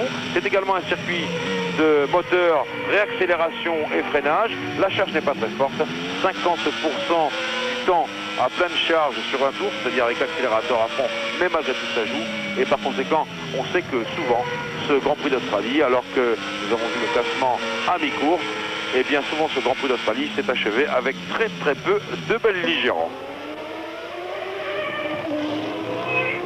2 secondes perdues pour Prost et Hill dans ce 41e tour, puisque dans le trafic avec les Larousse, eh bien, elles ont logiquement perdu un peu de terrain par rapport à Senna qui compte maintenant 10 secondes, 44 centimes d'avance sur Alain Prost en deuxième position. Prost a lui-même 2 secondes 69. Il précède Damon Hill de 2 secondes 69. Jean Alesi est quatrième à plus de 20 secondes de Williams. Il a lui-même une bonne quinzaine de secondes d'avance sur son équipier Gerhard Berger. À la 5e place, Martin Brundle 6e, Karl Wendlinger 7e a pris l'avantage sur Suzuki. Et je voudrais faire intervenir Éric Bernard à Paris. Est-ce que dans le déroulement d'un Grand Prix, quand on passe le cap de la mi-course, ça signifie quelque chose dans la stratégie d'un pilote? Disons que là, c'est un circuit un petit peu particulier au niveau stratégique. C'est un Grand Prix qui est très long, vous l'avez fait remarquer tout à l'heure. Là, je pense qu'il va y avoir une stratégie au niveau des pneumatiques et je crois que ça va jouer là-dessus. Je pense que Ayrton a changé très tôt cette pneumatique dans la première partie, donc il y aura vraisemblablement un deuxième stop pour lui. Du moins, je l'imagine. Et Alain va vraisemblablement jouer qu'un seul stop. Et je crois que c'est là ce qu'il va falloir voir dans les quelques tours qui suivent pour voir peut-être le dénouement de ce Grand Prix. Alors, ce que vous nous promettez, Éric Bernard, c'est ni plus ni moins qu'un duel époustouflant dans les derniers kilomètres de ce Grand Prix d'Australie. Eh bien, c'est ce qu'on souhaite, alors que l'on voit ici Senna en train de manœuvrer sa suspension active grâce à ce bouton sur son volant. Là, il est à la hauteur des virages à 90 degrés. Et puis, dès qu'il va s'agir d'attaquer dans les courbes à fond et voir les lignes droites, ou même ici, là, au freinage de l'épingle, vous voyez, ça change. On voit très bien dans cette caméra embarquée le travail de la suspension et surtout du culbuteur de suspension qui remonte jusque dans la coque où se tiennent les vérins hydrauliques qui font fonction d'amortisseur. Senna dans ses œuvres, une 17.122 au dernier passage. Il s'approche du meilleur tour de Michael Schumacher tout à l'heure. Et il creuse l'écart par rapport au Williams Renault de Prost et Hill, maintenant relégué à plus de 12 secondes. Prost et Hill qui tournent en plus d'1 minute 18, toujours dans le trafic, dans ce peloton que Senna avait doublé tout à l'heure. Confirmation sur l'écran de cet écart. Alors que vous percevez le bruit des voitures qui passent devant nous, et bien c'est une Tyrrell à moteur Yamaha qui émet ce bruit fort peu sympathique de l'échappement cassé, mais bon, on peut aller jusqu'au bout comme ça. C'est dit Cesaris en l'occurrence, puisque Katayama a disparu tout à l'heure de spectaculaire façon. Et voilà les Williams dans le peloton des attardés avec Karl Wendlinger, Suzuki et Leto, tous les trois en bagarre, avec Patrese aussi d'ailleurs. En bagarre, ils sont respectivement 7e, 8e, 9e et 10e dans l'ordre Wendlinger, Suzuki, Leto, Patrese. Il y a peut-être des points à prendre tout à l'heure à l'arrivée de ce Grand Prix et il est normal que ces pilotes font leur course et ne se préoccupent pas toujours de ce qui se passe dans le rétroviseur. Mais nous avons ici affaire à d'authentiques gentlemen drivers, ce qui n'a pas toujours été le cas. Alors que Leto, là aussi, se signalait par sa très grande sportivité. Vous disiez dans les points, eh bien, ils sont au bord des points. Alors que Damon Hill, le top pour lui, s'est arrêté une deuxième fois. Et ça, c'est étonnant normalement. 6.31. C'est un arrêt raisonnable pour Williams. C'est peut-être bien joué de la part de Damon Hill. Au moment où Prost se trouve englué dans ce peloton d'attardés, il choisit de changer de pneu. C'est peut-être un joli coup tactique. On le verra en tout cas au moment du décompte final. On verra le résultat. Ce que j'ai remarqué sur le changement de pneus, c'est qu'une fois encore, les mécaniciens de Williams ont laissé tomber la voiture de très haut. Dans notre langage imagé de la télévision, Et même dans le langage de certains pilotes, cela se dit laisser tomber la voiture du deuxième étage, sur les criques. Et c'est très embêtant sur le plan des Williams-Renault. Alain Prost nous l'a fait remarquer, très embêtant car souvent ils ont eu des problèmes, les pilotes Williams, des problèmes pour remettre la première vitesse, pour repartir à cause de cette chute, si vous voulez, de ce choc un peu violent qui a tendance à secouer la suspension active et qui a tendance à secouer également la commande hydraulique de boîte de vitesse. En tout cas, lui, Senna devant ne s'en laisse pas compter. 1:17.041, c'est maintenant le meilleur tour en course. Il appartenait à Michael Schumacher. Et bien Senna, lui, sans avoir changé de pneu, Michael Schumacher, c'était le cas tout à l'heure, il venait de s'arrêter. Et bien Senna a fait le meilleur tour en course. Mais bien sûr, ça veut dire aussi que devant lui, la route est libre. Il n'a pas rencontré ces pelotons de ces groupes de pilotes retardataires et dont je disais tout à l'heure au moment où Démonil ici à l'image s'est arrêté, dont je disais qu'ils étaient 7e, 8e, 9e, 10e, tout ça dans pratiquement les 2 secondes. Van Linger, Suzuki, Leto et Patrese, et Pierre Van Vliet nous l'a fait remarquer, ils sont au bord des points. Ah oui, Van Linger est 7e. Patrese ici à l'image avec la caméra embarquée qui nous montre ce joyeux peloton dont Alain Prost s'est enfin extirpé. Mais à quel prix, puisqu'il est maintenant à près de 15 secondes du leader Ayrton Senna. L'écart qui joue l'élastique, c'est logique. Mais Damon Hill a peut-être bien joué son coup tout à l'heure en s'arrêtant. Il a perdu en tout et pour tout 20 secondes sur Prost en s'arrêtant pour changer de pneu. Il est maintenant chaussé de pneus neufs pour la 2e fois. Chez Williams, d'ailleurs, on prépare un train de pneus neufs, sans doute pour Alain Prost également. Alors on pensait que Prost irait au bout avec le même train, et bien pas du tout, il va rentrer. Alors que Senna, lui, ne s'est jamais aussi bien porté puisqu'il vient de battre le record du tour. Près de 25 tours après son premier arrêt de changement de pneumatique. Alors là, c'est une nouvelle fois l'affrontement de 2 stratégies, car Senna, s'il avait prévu de n'effectuer que 2 arrêts de pneus, eh bien, il va pouvoir, à mon avis, en effectuer un seul, car là, il va prendre une sérieuse avance, et sur Prost, et sur Hill, et c'est par conséquent là, peut-être qu'il va trancher le nœud gordien de ce Grand Prix d'Australie, et de devoir s'arrêter peut-être une seule fois, ce qui serait bien joué, et ce qui, en tout cas, lui conférerait la victoire. Attention, j'ai parlé peut-être un peu vite. Chez McLaren, on est en train de se préparer. Alors devinez ce qui va se passer. Eh bien, c'est que le stand McLaren est naturellement voisin de celui du stand Williams. McLaren Ford contre Williams Renault, qui va devoir rentrer dans les stands. Ça, c'est vraiment devenu une vraie roulette, ce Grand Prix d'Australie. Mais peut-être que tout simplement chez McLaren, on est prêt à toute éventualité, alors que chez Williams, on veut s'arrêter. Nous allons avoir ça dans quelques instants. Senna continue, il vient de tourner en 1:17.36, donc toujours à très bonne cadence.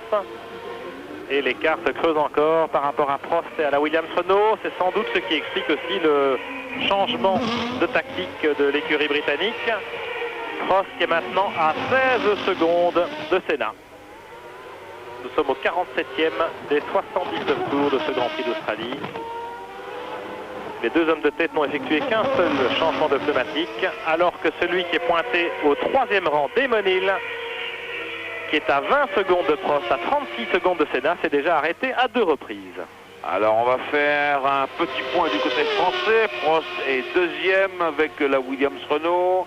Damon Hill est 3e, Jean Alesi 4e avec la Ferrari, Brundle sur la Ligier est 6e. Un peu plus loin, nous avons Blundell sur la 2e Ligier en 11e position. Et puis plus loin encore, Comas sur la Larousse Lamborghini en 14e position. Et puis Toshio Suzuki, l'équipier de Comas sur la 2e Larousse, ferme la marche, lui, en 16e position. Confirmation donc de l'abandon de l'Ardéchois Jean-Marc Gounon, dont on a vu la Minardi tout à l'heure en tête à queue. On revient dans le toboggan de ce circuit d'Adélaïde, dans le 49e tour du Grand Prix d'Australie, avec Prost à son stand. Attention, top pour Alain qui a bloqué sa roue à l'avant gauche. On regarde bien si les gens de Williams ne lâchent pas. Ah oui, ils l'ont lâché plus doucement, 6,92. Au 2e arrêt. Les dés sont jetés. Les dés sont jetés. Maintenant, il va falloir regarder du côté de la McLaren Ford de Senna en tête, alors que Prost a pour l'instant conservé sa 2e place. On va voir au tour suivant mais je crois qu'il a pu passer normalement. Nous allons à Paris et nous nous retrouvons après ça. Adelaide dans le 50e des 79 tours de ce Grand Prix d'Australie avec une caméra embarquée sur la voiture de Damon Hill. Caméra embarquée vers l'avant, mais il y a aussi sur cette Williams Renault une caméra embarquée vers l'arrière. Senna est toujours en tête de ce Grand Prix d'Australie avec une avance considérable maintenant, plus de 30 secondes sur Alain Prost en deuxième position et 36 secondes sur Damon Hill en troisième position. Mais voyez que ça, c'était il y a environ 3 km et que maintenant Damon Hill s'est très sensiblement rapproché de son leader. Alors là, il y a un choix stratégique et je vais demander à Éric Bernard de savoir ce qu'il en pense. Oui, justement, nous étions en train de nous faire la réflexion. Ce qui serait intéressant, c'est de savoir si Alain Prost a connu un problème de crevaison ou autre en ce qui concerne ses pneumatiques, car il était assez surprenant, vu son premier arrêt au bout de 30 tours. Nous pensions tous qu'il allait faire effectuer qu'effectivement un seul changement de pneu pour rallier l'arrivée. Et je ne comprends pas bien le pourquoi du changement aussi tard la première fois et ce deuxième changement maintenant. Donc il serait intéressant de savoir s'il n'y a pas eu effectivement un problème de pneumatique, crevaison ou autre. Eh bien, Éric Bernard, pour vous répondre, nous allons demander à Catherine Pic, si elle nous reçoit, de bien vouloir aller au renseignement du côté de l'équipe Williams Renault, car effectivement, ceci mérite une attention toute particulière. Écoutez, j'arrive dans le stand Williams, je vais aller me renseigner. En ce qui concerne McLaren, en tous les cas, je peux vous dire qu'on a remis les couvertures, que les pneumatiques sont bien enveloppées, que j'ai demandé quelle était la tactique. C'est Senna qui l'a fait prendre les listes tour par tour en fonction du déroulement de la course. Alors que nous avons Ricardo Patrese à son stand, stop pour Patrese. Patrese qui en est à son deuxième arrêt également, alors que chez McLaren, Ayrton Senna, le leader, ne s'est arrêté qu'une seule fois. Record du tour pour Alain Prost et puis pour Damon Hill, les deux Williams Renault roue dans roue en pneu neuf qui font tomber les chronos. Une 16-12 pour Prost, une 16-11 pour Hill dans son sillage. Mais les deux Williams qui sont à 30 secondes, 31 secondes exactement, de Ayrton Senna, le leader. 30 secondes, c'est largement suffisant pour que Senna puisse changer de pneumatique à son tour, à moins évidemment d'un incident qu'on ne souhaite pas. Gerhard Berger maintenant avec la Ferrari qui était pointé 5e et qui s'arrête lui aussi pour son deuxième changement de pneu. Et une fin de course qui s'annonce peut-être plus disputée que prévu, en tout cas pour les places d'honneur. Et avec cette stratégie, chez McLaren, effectivement, on a calqué un peu sa position en fonction des Williams. On a attendu que les Williams s'arrêtent pour changer de pneu. C'est chose faite. Senna tourne maintenant en 1.18, 1.19, alors qu'en pneu neuf, les Williams tournent en 1.16, 1.17. Évidemment, avec plus de 30 secondes d'avance, le Brésilien peut voir venir. Il aura effectivement le temps de voir venir alors que Damon Hill vient de signer à nouveau le meilleur tour en course, une 16-0-78. Et bien sûr, c'est évident que Damon Hill, lui, il va jouer sa propre carte. Vous voyez, c'est écrit sur votre écran, alors que Catherine Pic nous appelle. Oui, alors pour vous dire que Alain Prost est simplement passé en demandant de changer de pneumatique sans raison particulière. Et Ayrton Senna, cette fois, s'apprête à rentrer dans les stands. Alors on va surveiller si les couvertures sont retirées. Et je crois qu'elles sont retirées. Oui, oui, tout à fait. Alors on attend ça, Catherine, avec vous. Et là, bien sûr, va se jouer le 3e, 4e, 5e épisode dramatique de ce Grand Prix d'Australie. Pour l'instant, la McLaren de Senna en tête devant la Williams Renault d'Alain Prost et celle de Damon Hill qui est à 1 seconde derrière. Et il y a 28 secondes entre la seule McLaren Ford rescapée pour l'instant et les deux Williams Renault, alors que le stand d'Adélaïde tout d'un coup explose, se réveille brutalement et que les changements de pneus se succèdent à forte cadence. Alors là, nous sommes à l'issue du 53e tour et Alain Prost est à 27 secondes et 7 dixièmes de Senna qu'on attend. Alain Prost qui est maintenant dans les roues de Gigi Leto et de sa Sauber à moteur Ilmor. Prochainement Sauber à moteur Mercedes, il faut le rappeler, car comme nous avions annoncé, eh bien, Mercedes a bien racheté ses parts chez Ilmor et que, aussi bien en Formule Indianapolis qu'en Formule 1, le constructeur allemand sera désormais engagé. Catherine Pic. Oui, alors simplement pour vous dire que le stand a demandé à Ayrton Senna de rentrer pour changer de pneumatique et qu'il est passé en disant « je ne rentre pas, je continue comme ça ». Et belle manœuvre stratégique. Je vous rappelle qu'en 86, Prost avait en partie gagné ce Grand Prix d'Australie et son deuxième titre mondial à cause d'une solution un petit peu identique. Elle n'était pas celle-là tout à fait, mais lui aussi avait retardé son changement de pneu et Piquet, lui qui l'avait trop retardé par contre, ne voulait plus rentrer et il avait perdu le titre mondial. Alors on va bien voir de quoi l'avenir sera fait. Catherine. Voilà, cette fois-ci, ça y est, les mécaniciens m'ont fait signe, ils rentrent à ce prochain tour. Et on va surveiller cela avec les deux Williams. Nous sommes dans le 55e tour de course de Senna. Et maintenant ici, 55e tour des deux Williams. Prost est à 29 secondes. Et Damon Hill juste derrière. Damon Hill qui est beaucoup sur les bordures, hein, Pierre. Et on comprend le fait que Senna doute un peu de la bonne idée de changer de pneu maintenant, puisqu'il vient de tourner en 1.17.0, c'est-à-dire son meilleur tour depuis le début de ce Grand Prix. Ces pneumatiques sont donc visiblement encore en bon état. Et les Williams ont perdu du temps dans le trafic, notamment derrière la Sauber de Leto. Elles sont maintenant reléguées à nouveau à 30 secondes de la McLaren. Alors, Senna, bien sûr, va devoir s'arrêter parce qu'il y a encore 25 tours de course. Et c'est là que va se jouer le Grand Prix, en tout cas dans ce dernier changement de pneumatique. Eh bien, on va en profiter tout de suite pour un jeu de top position.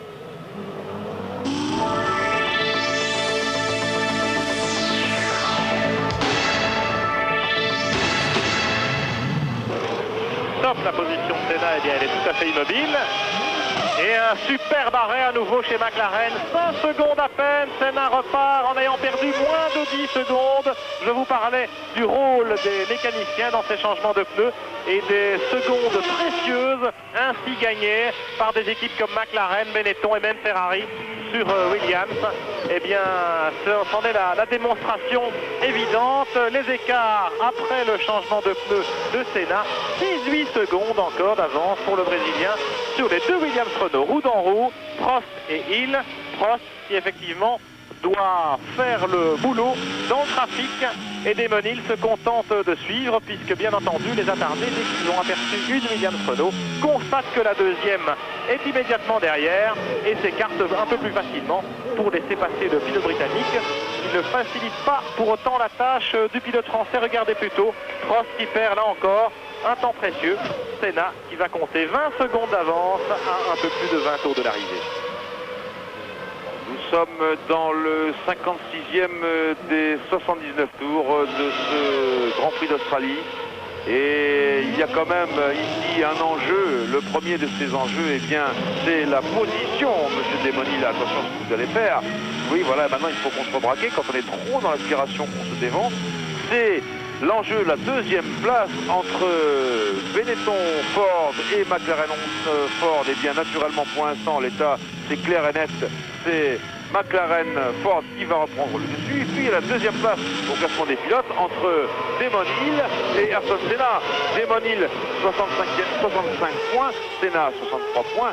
2 points d'écart entre les deux hommes avant ce Grand Prix d'Australie. Et si les choses restent en l'état, eh bien Senna aura accédé à son tour à la deuxième place du classement du championnat du monde des pilotes de Formule 1 derrière Alain Prost qui lui a conquis son 4e titre au Portugal il y a déjà plusieurs semaines. Vous voyez que l'enjeu reste complet en ce moment devant vous sur ce circuit d'Adelaide. Et puis la deuxième chose qu'il faut que vous remarquiez, car vous l'oubliez, j'en suis sûr comme nous, c'est que quand vous voyez passer la Williams Renault numéro 2, eh bien dites-vous bien que vous la voyez pour l'instant courir pour la dernière fois avec le petit bonhomme à son volant. Ce garçon-là, son casque bleu-blanc-rouge, on ne le connaît que trop. On l'a vu pendant 13 saisons d'affilée en Formule 1. Eh bien, il faut penser quand même quelque part en chacun de nous que c'est la dernière fois qu'on le voit en action. Et je regardais tout à l'heure les vues d'hélicoptère et je voyais les trajectoires d'Alain qui quand même demeurent un orfèvre en la matière, n'est-ce pas Pierre? Absolument, elles n'ont pas pris une ride, ces trajectoires. Et si effectivement la course se terminait en l'état, eh bien Ayrton Senna remporterait le 5e Grand Prix de la saison pour McLaren. Superbe victoire, super performance de remporter 5 victoires dans cette saison difficile, a priori pour l'écurie McLaren Ford, et il n'aurait dès lors pas volé son titre de vice-champion du monde. Et oui, Pendant que nous voyons les deux Williams Renault presque roue dans roue, eh bien, je vais rappeler mon célèbre classement des voitures qui ont progressé. Ferrari en tête devant Benetton, 3 Footwork, 4 McLaren. Et puis à l'autre bout de la hiérarchie, en 9e position, il a Williams. Et quand vous me dites, Pierre Van Dys, que Senna a remporté 5 victoires, eh bien ce n'est pas étonnant, car il y a le talent du Bosnien d'une part, et puis il y a la force de rétablissement de l'écurie McLaren Ford d'autre part. La progression de McLaren a été très spectaculaire dans cette fin de saison et c'est de bon augure pour les futurs partenaires de McLaren en 1994, en l'occurrence Peugeot. Oui, vous connaissez les rapports de force, je vous l'ai déjà dit. Ferrari a gagné 2 secondes, Benetton a gagné 1 seconde 1, Footwork a gagné 8 dixièmes, McLaren a gagné 8 dixièmes également, Jordan a gagné 7 dixièmes, Ligier a gagné 7 dixièmes, Minardi a gagné 4 dixièmes, Larousse reste à 0, et puis Williams Renault a perdu 4 dixièmes, Tyrrell a perdu 4 dixièmes également, et Lotus a perdu 5 dixièmes. Vous voyez que le classement des essais et des qualifications établi par nos amis de TAG ER Olivetti grâce à leur computer est imparable. Oh là, Sauber de Gigi Letto qui est parti à saut de bouton, à saut de bordure.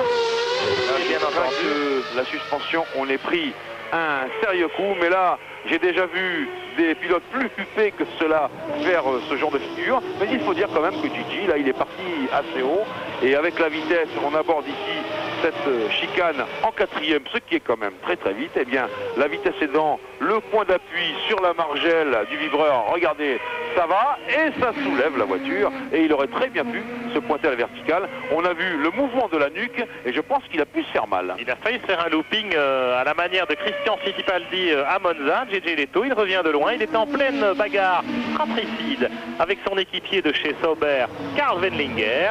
Il faut dire qu'entre les deux hommes, ça ne s'est pas passé très bien cette saison. On sait que Gigi Letto va quitter Sauber la saison prochaine. C'est le jeune allemand Heinz Harald Frentzen qui le remplacera aux côtés de Karl Wendlinger, l'Autrichien. Et donc Letto est sur le marché, il cherche un volant et il espérait donc se briller dans ce Grand Prix d'Australie, notamment par rapport à son équipier. Eh bien, c'est raté. J'ai pu interroger nos amis allemands à propos de Heinz Harald Frentzen, le nouvel équipier de Karl Wendlinger. Et savez-vous ce qu'ils m'ont répondu? Eh bien qu'il avait quelque chose de plus du côté des attributs masculins, mais qu'il avait quelque chose en moins pour le cerveau par rapport à Gigi Letto. Alors, permettez-moi de vous livrer cette comparaison toute crue, mais enfin, elle vaut ce qu'elle vaut, elle n'est pas si idiote que cela, car Frentzen s'est signalé pour être un gros attaquant, mais on a vu, si vous voulez bien vous souvenir du Grand Prix de Formule 3000 d'Hockenheim en préalable au Grand Prix d'Allemagne, nous avons vu qu'il avait provoqué un joli carambolage. Achtung, Achtung, voici Ayrton Senna le leader dans les roues de la Ferrari de Gerhard Berger. Les progrès des Ferrari sont donc ils peuvent encore mieux faire, c'est évident. Les écarts, alors que nous sommes exactement à 20 tours de l'arrivée, eh bien Senna précède Prost de 21 secondes. Et Démonil est évidemment dans le sillage de son équipier en 3e position. Jean Alesi 4e à 30 secondes des Williams. Berger est 5e bientôt à 1 tour. Vous le constatez sur ces images. Voilà confirmation de ces écarts à l'écran. Martin Brundle toujours bon 6e. Sur la Ligier Renault, il précède la Sauber de Karl Wendlinger en 7e position. Et il faut tout de même rassurer les amis de Jean Alesi. Berger est à plus de 25 secondes de Jean Alesi. Catherine Pic. Oui, quelques précisions concernant donc la stratégie des changements de pneumatiques. Il semble donc que les techniciens de Suzuka aient mésestimé ou sous-estimé la chaleur de la piste. C'est ce qui aurait provoqué une usure quelque peu prématurée des pneumatiques d'Alain Prost. En revanche, en ce qui concerne ceux d'Ayrton Senna, l'usure était tout à fait normale. Maintenant, le soleil est caché, la piste a refroidi et bien sûr, on ne pense pas qu'il y aura de prochain arrêt. Et ça souligne également bien que le châssis de la Williams use beaucoup plus les pneumatiques que celui de la McLaren. Donc progrès de la McLaren, ce que vous disiez tout à l'heure, Jean-Louis, et donc légère régression de la Williams.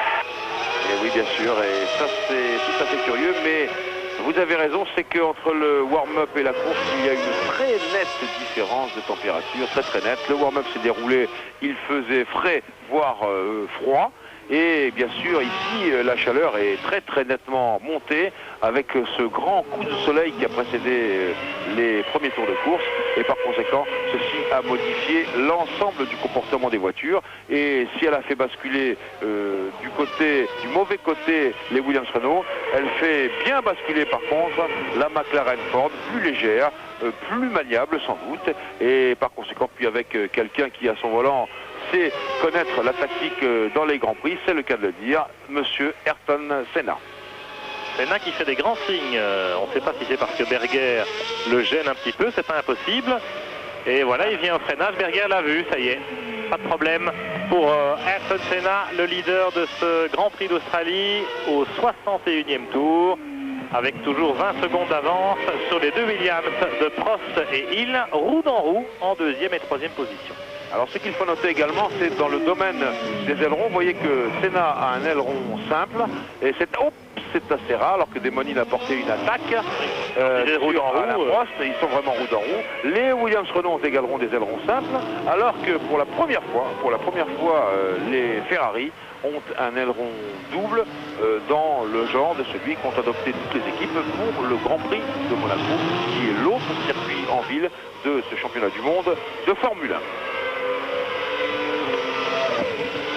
Éric Bernard à Paris, est-ce que les explications fournies par Catherine Pic vous satisfont plutôt, excusez-moi. Il est tôt ici aussi. Effectivement, changement de température de piste, ça peut expliquer des usures de pneus différents. Oui, effectivement, parce qu'on travaille souvent en fonction d'une prévision de température ou de conditions de piste bien particulières, et on travaille notamment sur ce que nous appelons le carrossage, c'est-à-dire l'inclinaison des roues. Et c'est vrai que si Alain a travaillé avec peut-être avec beaucoup de carrossage sur sa voiture, donc des prises de carrossage très fortes qui augmentent très nettement les températures de pneus, et qui s'est fait piéger par une température excessive dans l'après-midi, ça peut-être expliquer, mais je pense qu'Alain a tellement de métier et tellement bon metteur au point et tacticien que je ne pense pas que ce soit complètement le problème.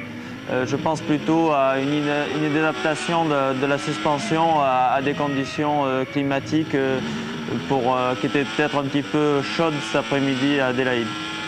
Il fait très lourd en effet ici, et on constate qu'Alain Prost en a plein les rétros avec Damon Hill qui ne s'en laisse pas faire et qui va certainement jouer sa carte jusqu'au bout dans ce Grand Prix d'Australie de Formule 1, alors qu'on retrouve maintenant à l'image Jean Alesi sur la Ferrari numéro 27 en 4e position.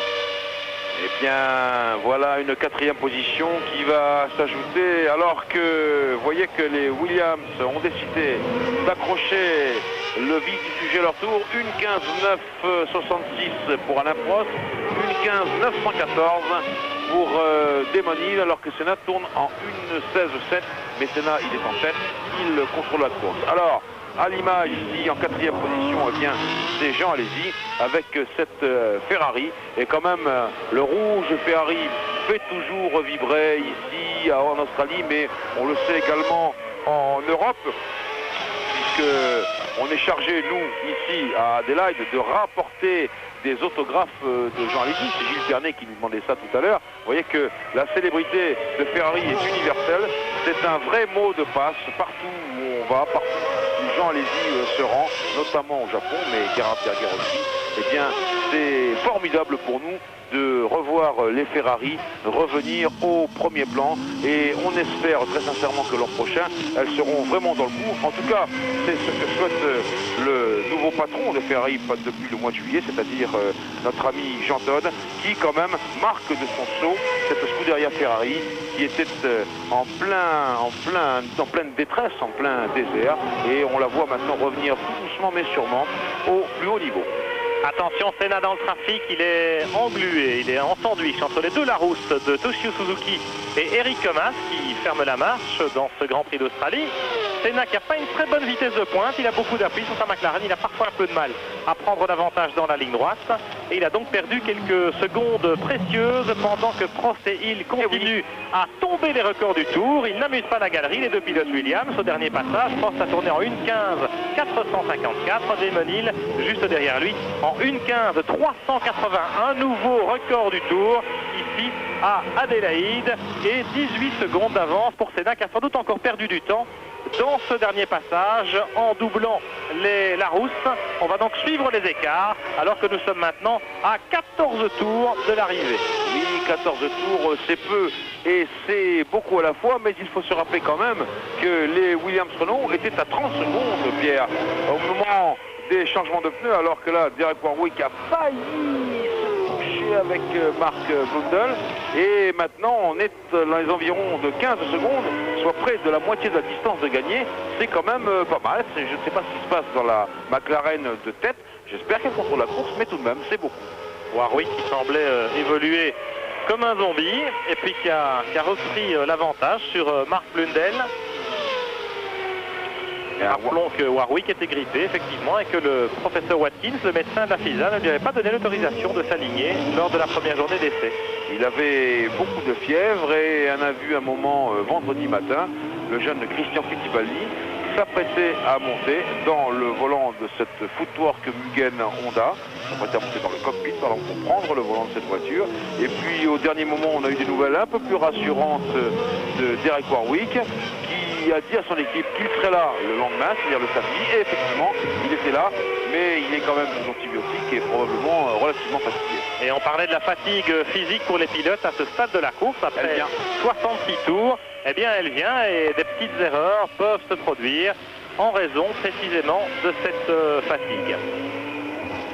Senna a maintenant 14 secondes et 19 centièmes d'avance sur Prost en deuxième position. Il y a une seconde d'écart entre Prost et Hill. Jean Alesi est toujours bon quatrième. Gerhard Berger cinquième. Martin Brundle sixième. Brundle qui a 7 secondes d'avance à peine sur la Sauber de Karl Wendlinger en septième position. Alors que la piste d'Adélaïde est en train véritablement maintenant d'être partout jonchée de débris de toutes sortes. Tout à l'heure, on a vu un Marshall plonger derrière le muret de sécurité des stands pour récupérer des morceaux de carbone. Et bien là, c'est de plus en plus difficile. On est maintenant exactement au bout de 1h25 de course. Ça commence à faire, bravo des Cesaris, ça commence à faire la distance pratiquement d'un Grand Prix normal, à haute vitesse, à grande moyenne horaire, mais il reste encore 13 tours et ça fait vraiment beaucoup. Et c'est là qu'il va falloir vérifier si les hommes et les machines vont tenir le coup, parce que je vois également le capot avant de la McLaren de Senna avec ses anti-vortex vibrer de plus en plus. On peut voir que les gens sont fatigués, on peut voir les têtes commencer à remuer sérieusement. Tout ça, c'est le signe des fatigues physiques. Vous voyez des petites erreurs aussi comme ça, des petits à-coups sur les vibreurs, on ne vise pas très bien. Et ça, c'est le signe de la fatigue générale de tous les pilotes, alors que vous voyez que ça se précipite devant. C'est revenu à 11 secondes 7. On a vu Senna très fortement gêné par Warwick et puis surtout par Andrea de Cesaris sur la Tyrrell. Et l'écart donc est tombé à 11 secondes, 7 dixièmes, alors que nous sommes à un peu plus de 12 tours de l'arrivée. On ne peut pas dire que la course est jouée parce que ça peut rester indécis jusqu'au bout, étant donné tout ce qu'on vient de dire, le fait qu'il faut vraiment aller au bout de ce Grand Prix qui est particulièrement exigeant, particulièrement difficile, aussi bien pour les voitures que pour les bons hommes. On le constate, regardez encore la bagarre entre Prost et Demonil. Demonil qui part en tête à queue alors qu'il était venu freiner à l'intérieur à la corde en retardant son freinage au-delà du raisonnable. Sans doute, il n'a pas calé. Il n'a pas calé. Et il va pouvoir repartir, mais... Attention, on voit le voyant, il a changé de vitesse, c'est reparti, voilà. Mais il perd gros, Demonil, il perd gros dans cette attaque. Il a mal tourné. Il perd gros, mais pas sa troisième place. Dommage, puisque Jean Alesi est là, il est aux aguets. Oui, non, très on va dire dommage. On le revoit au ralenti. Mais Prost avait laissé la place à la corde. Il avait vu dans son rétroviseur qu'il était vraiment tout près et qu'il avait sans doute freiné très tard, en profitant de la manœuvre de Prost qui débordait dans le même temps une Larousse. Et voilà, il a perdu une quinzaine de secondes dans la bagarre. 69e tour dans ce Grand Prix d'Australie et il a fait une grosse bêtise.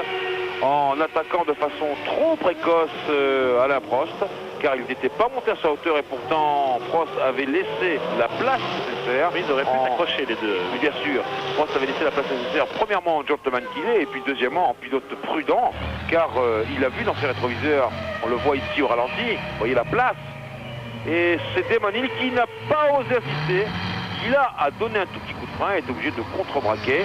Alain, il a peut-être un peu piégé Damon Hill par le fait qu'Alain lui-même a freiné très tard. Oui, bien sûr. Très tard, sans doute pour déborder cette Larousse et pour ne pas donner l'occasion à Hill d'en profiter.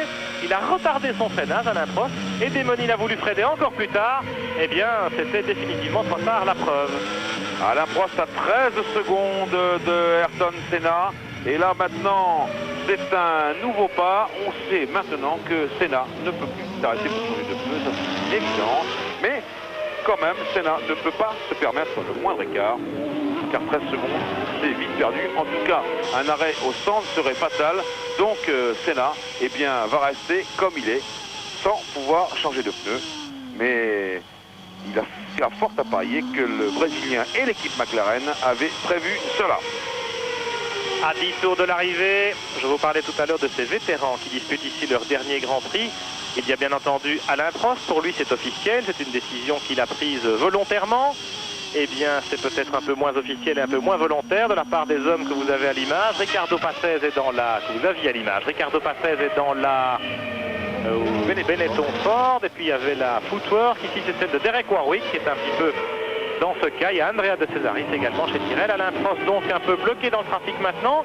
Il est à l'abri en ce qui concerne la deuxième place puisque Damon Hill a maintenant, vous le constatez, plus de 20 secondes de retard par rapport à lui. Mais par contre, en ce qui concerne la première place, eh bien, elle est jouée en faveur d'Ayrton Senna, sauf incident.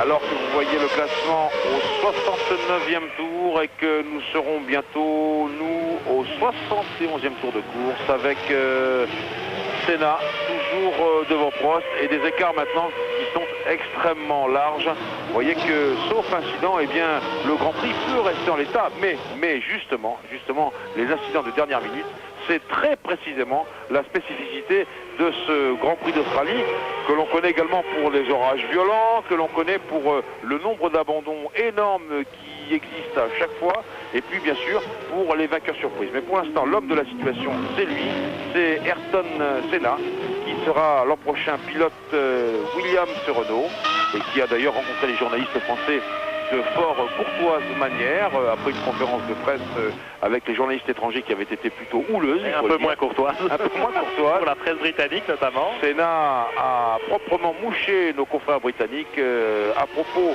de ce qu'ils ont écrit sur l'incident qu'il a opposé à Irvine au Grand Prix du Japon. Et puis il a été très courtois avec la presse française. Et je veux tout de suite rassurer les amis du fan club d'Ayrton Senna. Et il nous a pratiquement assuré qu'il faisait le maximum et qu'il y avait 95% de chances qu'il soit à Paris pour la fameuse épreuve de kart, le Master de kart Formule 1 des 18 et 19 décembre à Paris-Bercy qu'organise notre ami Philippe Strel. Ayrton Senna évidemment qui est encore sous contrat avec McLaren en principe sur le papier jusqu'au 31 décembre et c'est une des raisons pour lesquelles il pourrait peut-être être contraint de faire l'impasse sur Bercy. On espère quand même que Ron Dennis aura la sportivité de libérer à cette occasion. Mais par contre, Ron Dennis ne va peut-être pas le libérer pour d'autres occasions un peu plus sérieuses professionnellement, notamment des essais de la Williams Renault avant le début de l'année 1994. En tout cas, rien n'est moins sûr. Bagarre au couteau ici entre Suzuki et Patrese. Et ce sont des places d'honneur qui se jouent. La 8e entre Suzuki et Patrese, la 10e entre Blundell et Warwick. C'est Mark Blundell, le jeune, qui a pris l'avantage sur Derek Warwick, l'ancien. Alors que nous sommes dans le 73e des 79 tours de ce Grand Prix et si nous devons dire adieu officiellement à Alain Prost à la fin de ce Grand Prix d'Australie et lors de son 199e Grand Prix du championnat du monde, nous allons dire adieu probablement à Ricardo Patrese et à Derek Warwick, mais ça on ne le sait pas encore de façon officielle, mais ce que l'on sait maintenant aussi, Pierre Van Vliet, c'est que nous allons dire adieu à l'antipatinage. Vous l'avez oublié ça, et la suspension active. Et la suspension active, car c'est la dernière fois que vous verrez des Formule 1 en l'état, puisque l'an prochain, le règlement a été publié et que on est pratiquement assuré du fait qu'il n'y aura plus de suspension active, et on sait maintenant qu'il n'y aura plus d'anti-patinage et plus d'ABS et plus de 4 roues directrices, donc adieu également à cette Benetton Ford. Et même plus de boîtes de vitesse automatiques, en tout cas 100% automatiques. Les boîtes de vitesse qui sont programmées depuis les stands en fonction du circuit, elles devront être obligatoirement à commande manuelle, c'est-à-dire que nous aurons des boîtes semi-automatiques encore autorisées l'an prochain. Absolument, c'est-à-dire que c'est le pilote qui fera le geste de changer de vitesse. Bon, bien sûr, l'ordinateur répercutera l'ordre du pilote et c'est ce qui permettra d'économiser les moteurs, car l'ordinateur est plus sûr que le pilote à ce domaine précis du pilotage, à ce niveau précis du pilotage. Mais par contre, il y a des boîtes programmées, comme on le voit ici de temps en temps. On a vu avec des images embarquées Senna appuyer sur un bouton qui est situé à droite cette fois sur son volant, et ça c'est quand il est au départ de la ligne droite. Senna, il appuie sur ce bouton et c'est la boîte de vitesse elle-même qui est programmée, qui monte les 6 rapports d'un coup sans que Senna ait intervenir. Eh bien ça, ce sera interdit. Bagarre pour la 7e place, vous le constatez, entre la Sauber de Karl Wendlinger et puis la Footwork de Suzuki et la Benetton Patrese. Alors que là, nous sommes avec Damon Hill qui prend à nouveau un tour au pauvre Andrea Di Cesaris, dont le moteur Yamaha émet toujours un son rauque, celui d'un échappement cassé. Andrea De Cesaris qui boira le calice jusqu'à la ligne. Avec ces Tyrrell Yamaha qui n'ont pas vraiment bien fonctionné. Andrea De Cesaris qui lui aussi n'a pas encore signé. Il est sur la sellette. Katayama a été confirmé pour 94 chez Tyrrell. Ça n'est pas le cas de Cesaris. 74e tour de course, en tête toujours Ayrton Senna, deuxième Prost, troisième Hill, alors que nous sommes à 1h36 minutes et 57 secondes de course, ce qui est long, maintenant vraiment très long. Nous sommes à 5 tours de l'arrivée bientôt, et que Senna est donc toujours en tête devant Alain Prost, Damon Hill 3e, Jean Alesi 4e, Gerhard Berger 5e, soit une McLaren Ford, 2 Williams Renault et 2 Ferrari. Le 6e étant Martin Brundle avec la Ligier Renault. Et puis cette Ligier Renault qui devrait changer de propriétaire, mais non pas de main, changer de propriétaire bientôt dans la semaine qui vient, puisque je crois que se confirment les prédispositions de vente entre Benetton et Ligier. Bien que Benetton ait signé un accord avec Ford pour le nouveau moteur Ford en 94, ça n'empêche pas l'écurie Benetton de se rendre propriétaire de l'écurie Bleu de France, qui le restera d'ailleurs, absolument Bleu de France, et qui restera à Manicourt. C'est en tout cas ce que Flavio Briatore nous a promis et nous a prédit. Et puis il y aura peut-être au bout de cela en 95 la perspective d'une Benetton Renault. En tout cas pour 94, c'est officiel, ce sera une Benetton Ford avec un nouveau moteur Ford V8, non plus HB mais EC, fabriqué chez Cosworth et dont Benetton disposera en exclusivité.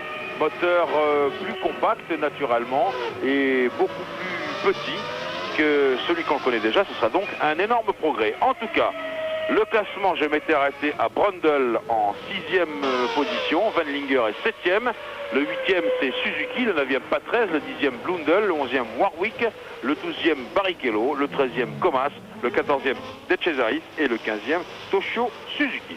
Pas de faux espoirs pour les supporters de Jean Alesi, qui est 4e, mais à distance respectable de Damon Hill en 3e position. Une bonne trentaine de secondes entre le pilote britannique et le français. Et voilà Karl Wendlinger qui imite son équipier Leto. Peut-être des problèmes de frein à la bord de la chicane pour les Sauber, puisque c'est à peu près la même manœuvre, sinon la même figure que Wendlinger vient d'effectuer, et il va certainement perdre des plumes dans l'aventure. On a vu qu'il perdait des petits morceaux de carbone, les dérives des ailerons avant.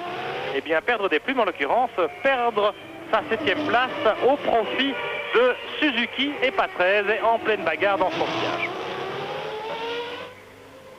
Alors que nous sommes bientôt en vue de l'arrivée, 76e tour, voici Jean Alesi qui va devoir concéder un tour à ce diabolique Ayrton Senna et sa McLaren Ford.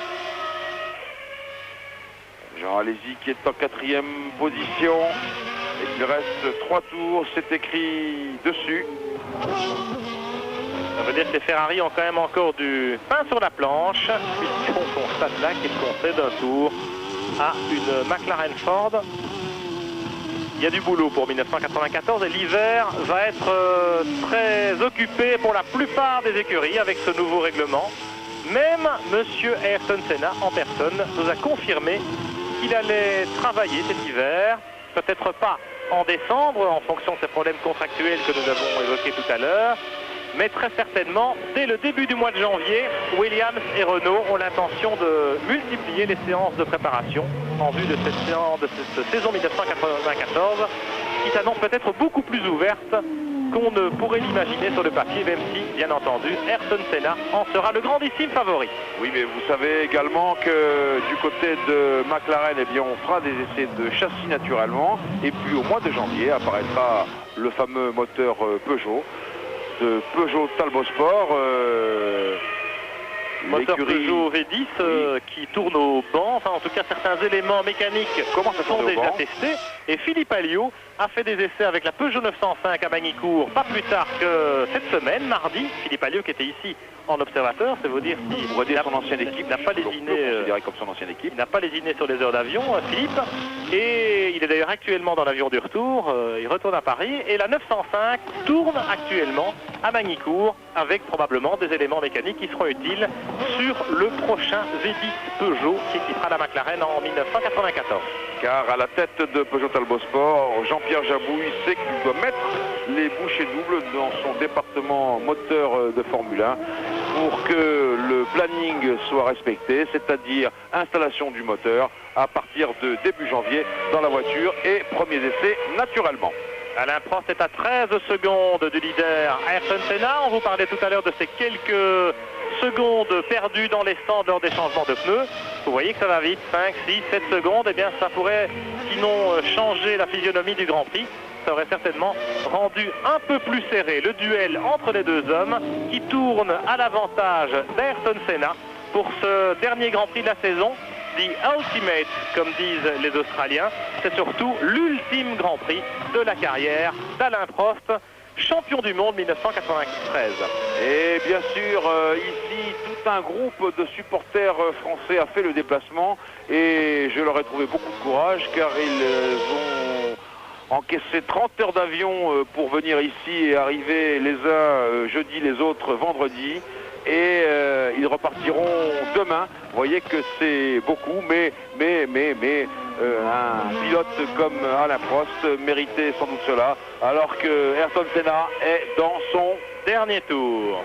Final lap, on l'a vu, Ayrton Senna à 2 km maintenant du drapeau à damier et de cette formidable victoire, la 41e pour le pilote brésilien, et aussi là, Jean-Louis Moncet va me confirmer ça, la 103e ou la 104e de McLaren, c'est-à-dire que McLaren deviendrait l'écurie la plus titrée, en tout cas le plus grand nombre de victoires en Formule 1. Absolument, car si McLaren s'impose ici, je ne vois pas pourquoi Ayrton Senna ne pourrait pas le faire, eh bien McLaren aura 104 victoires en Grand Prix, et c'est pour très bientôt. Mieux que Ferrari. Mieux que Ferrari. Et c'est tout un symbole, regardez les deux Ferrari.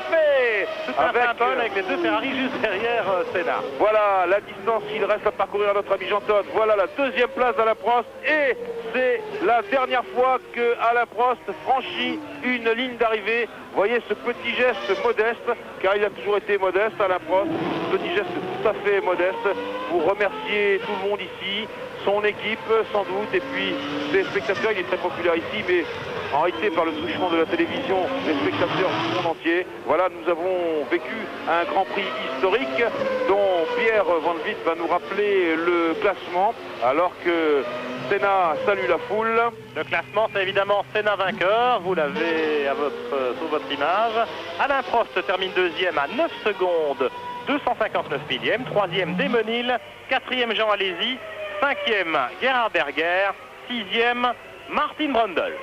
Alors c'est l'évidence, eh bien Senna va accéder à la 2e place du championnat du monde des pilotes de Formule 1 et McLaren Ford va conserver cette 2e place qu'elle avait reconquise à la hauteur du Grand Prix du Japon, puisque Benetton Ford y avait accédé pour sa part du Grand Prix de Belgique jusqu'au Grand Prix du Portugal. Superbe 5e victoire de la saison pour Ayrton Senna qui va quitter l'écurie McLaren après 6 années de bons et loyaux services. Ayrton Senna qui va entamer une nouvelle vie, comme il l'a souligné à plusieurs reprises tout au long du week-end en 1994, avec Williams et Renault, bien entendu. Ayrton Senna qui sera le seul champion du monde encore en activité la saison prochaine et qui aura donc tous les regards braqués sur lui face aux jeunes loups des jeunes générations, à commencer par Jean Alesi et la Ferrari, bien sûr, dont on espère qu'il sera en mesure de venir titiller le champion brésilien avec la Williams Renault. Et puis il y aura aussi, bien sûr, Hakkinen chez McLaren, Schumacher chez Benetton. C'est une page qui se tourne ici à Adélaïde, et Senna fait un peu le spectacle, il se fait plaisir. Alain Prost juste derrière lui. Prost, Senna, c'est une vieille histoire, 10 ans déjà, mais on en est en tête à queue, oui bien sûr. Démonil aurait bien aimé se mêler à la photo de famille, eh bien non. Démonil, définitivement, n'est quand même pas encore à la hauteur des champions de la trempe de Prost et Senna. Et oui, qui représente à eux deux, eh bien, 7 titres de champion du monde, naturellement. Senna avec son drapeau brésilien et Alain Prost qui livre ici ce dernier Grand Prix d'une carrière absolument formidable. Et quand vous dites que c'est une nouvelle vie qui commence pour Senna, c'est une nouvelle vie qui va commencer pour nous, car Alain Prost n'étant plus là et Senna étant toujours là, ce ne sera plus vraiment la même chose. Alors, je crois qu'on va aller à Paris tout de suite, avant de se retrouver naturellement dans quelques instants pour le podium.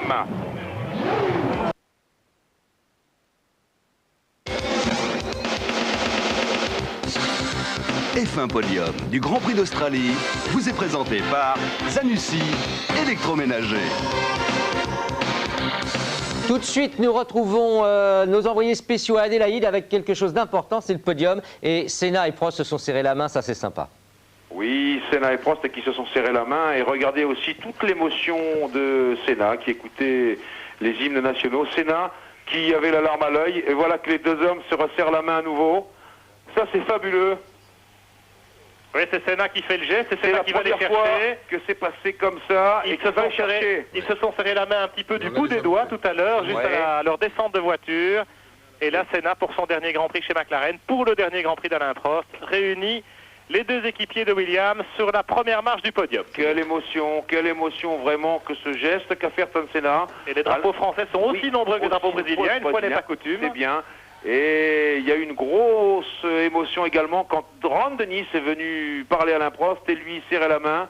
104 victoires pour McLaren, record de Ferrari battu. C'est aussi un grand également pour McLaren. Et regardez Senna qui a étouffé avec peine un sanglot. Oui, il faut dire les choses comme elles sont. Un sanglot tout à l'heure en descendant de sa voiture. Et oui, McLaren, ça a été sa famille. Oui, c'est formidable, bravo. Voilà, c'est la paix retrouvée. Et ce sont vraiment des images qui sont très émouvantes de ce podium d'Australie. Le dernier podium d'Alain Prost, où enfin, il est aussi monté sur la première marche de ce Grand Prix. Il y aura donc pour nous deux vainqueurs. L'un qui est l'authentique vainqueur, c'est Ayrton Senna, et l'autre qui a été le vainqueur, je ne dirais pas moral, mais qui a été pour nous un homme qui a porté la Formule 1. Notre grand patron Jean-Claude Dacier l'a dit dans un interview. Il a été énormément pour la Formule 1, énormément pour TF1 et pour la Formule 1 sur TF1.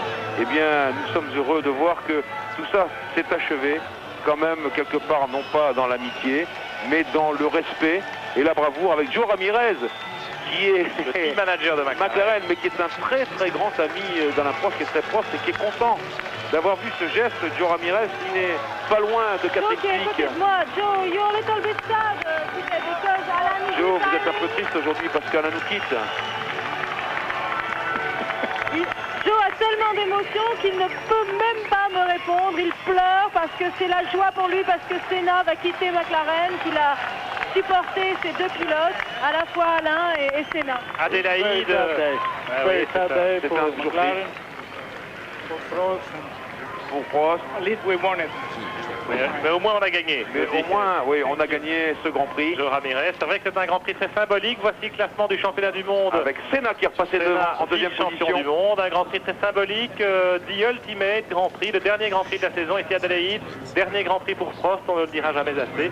Et puis une ère nouvelle pour la Formule 1, une page qui se tourne.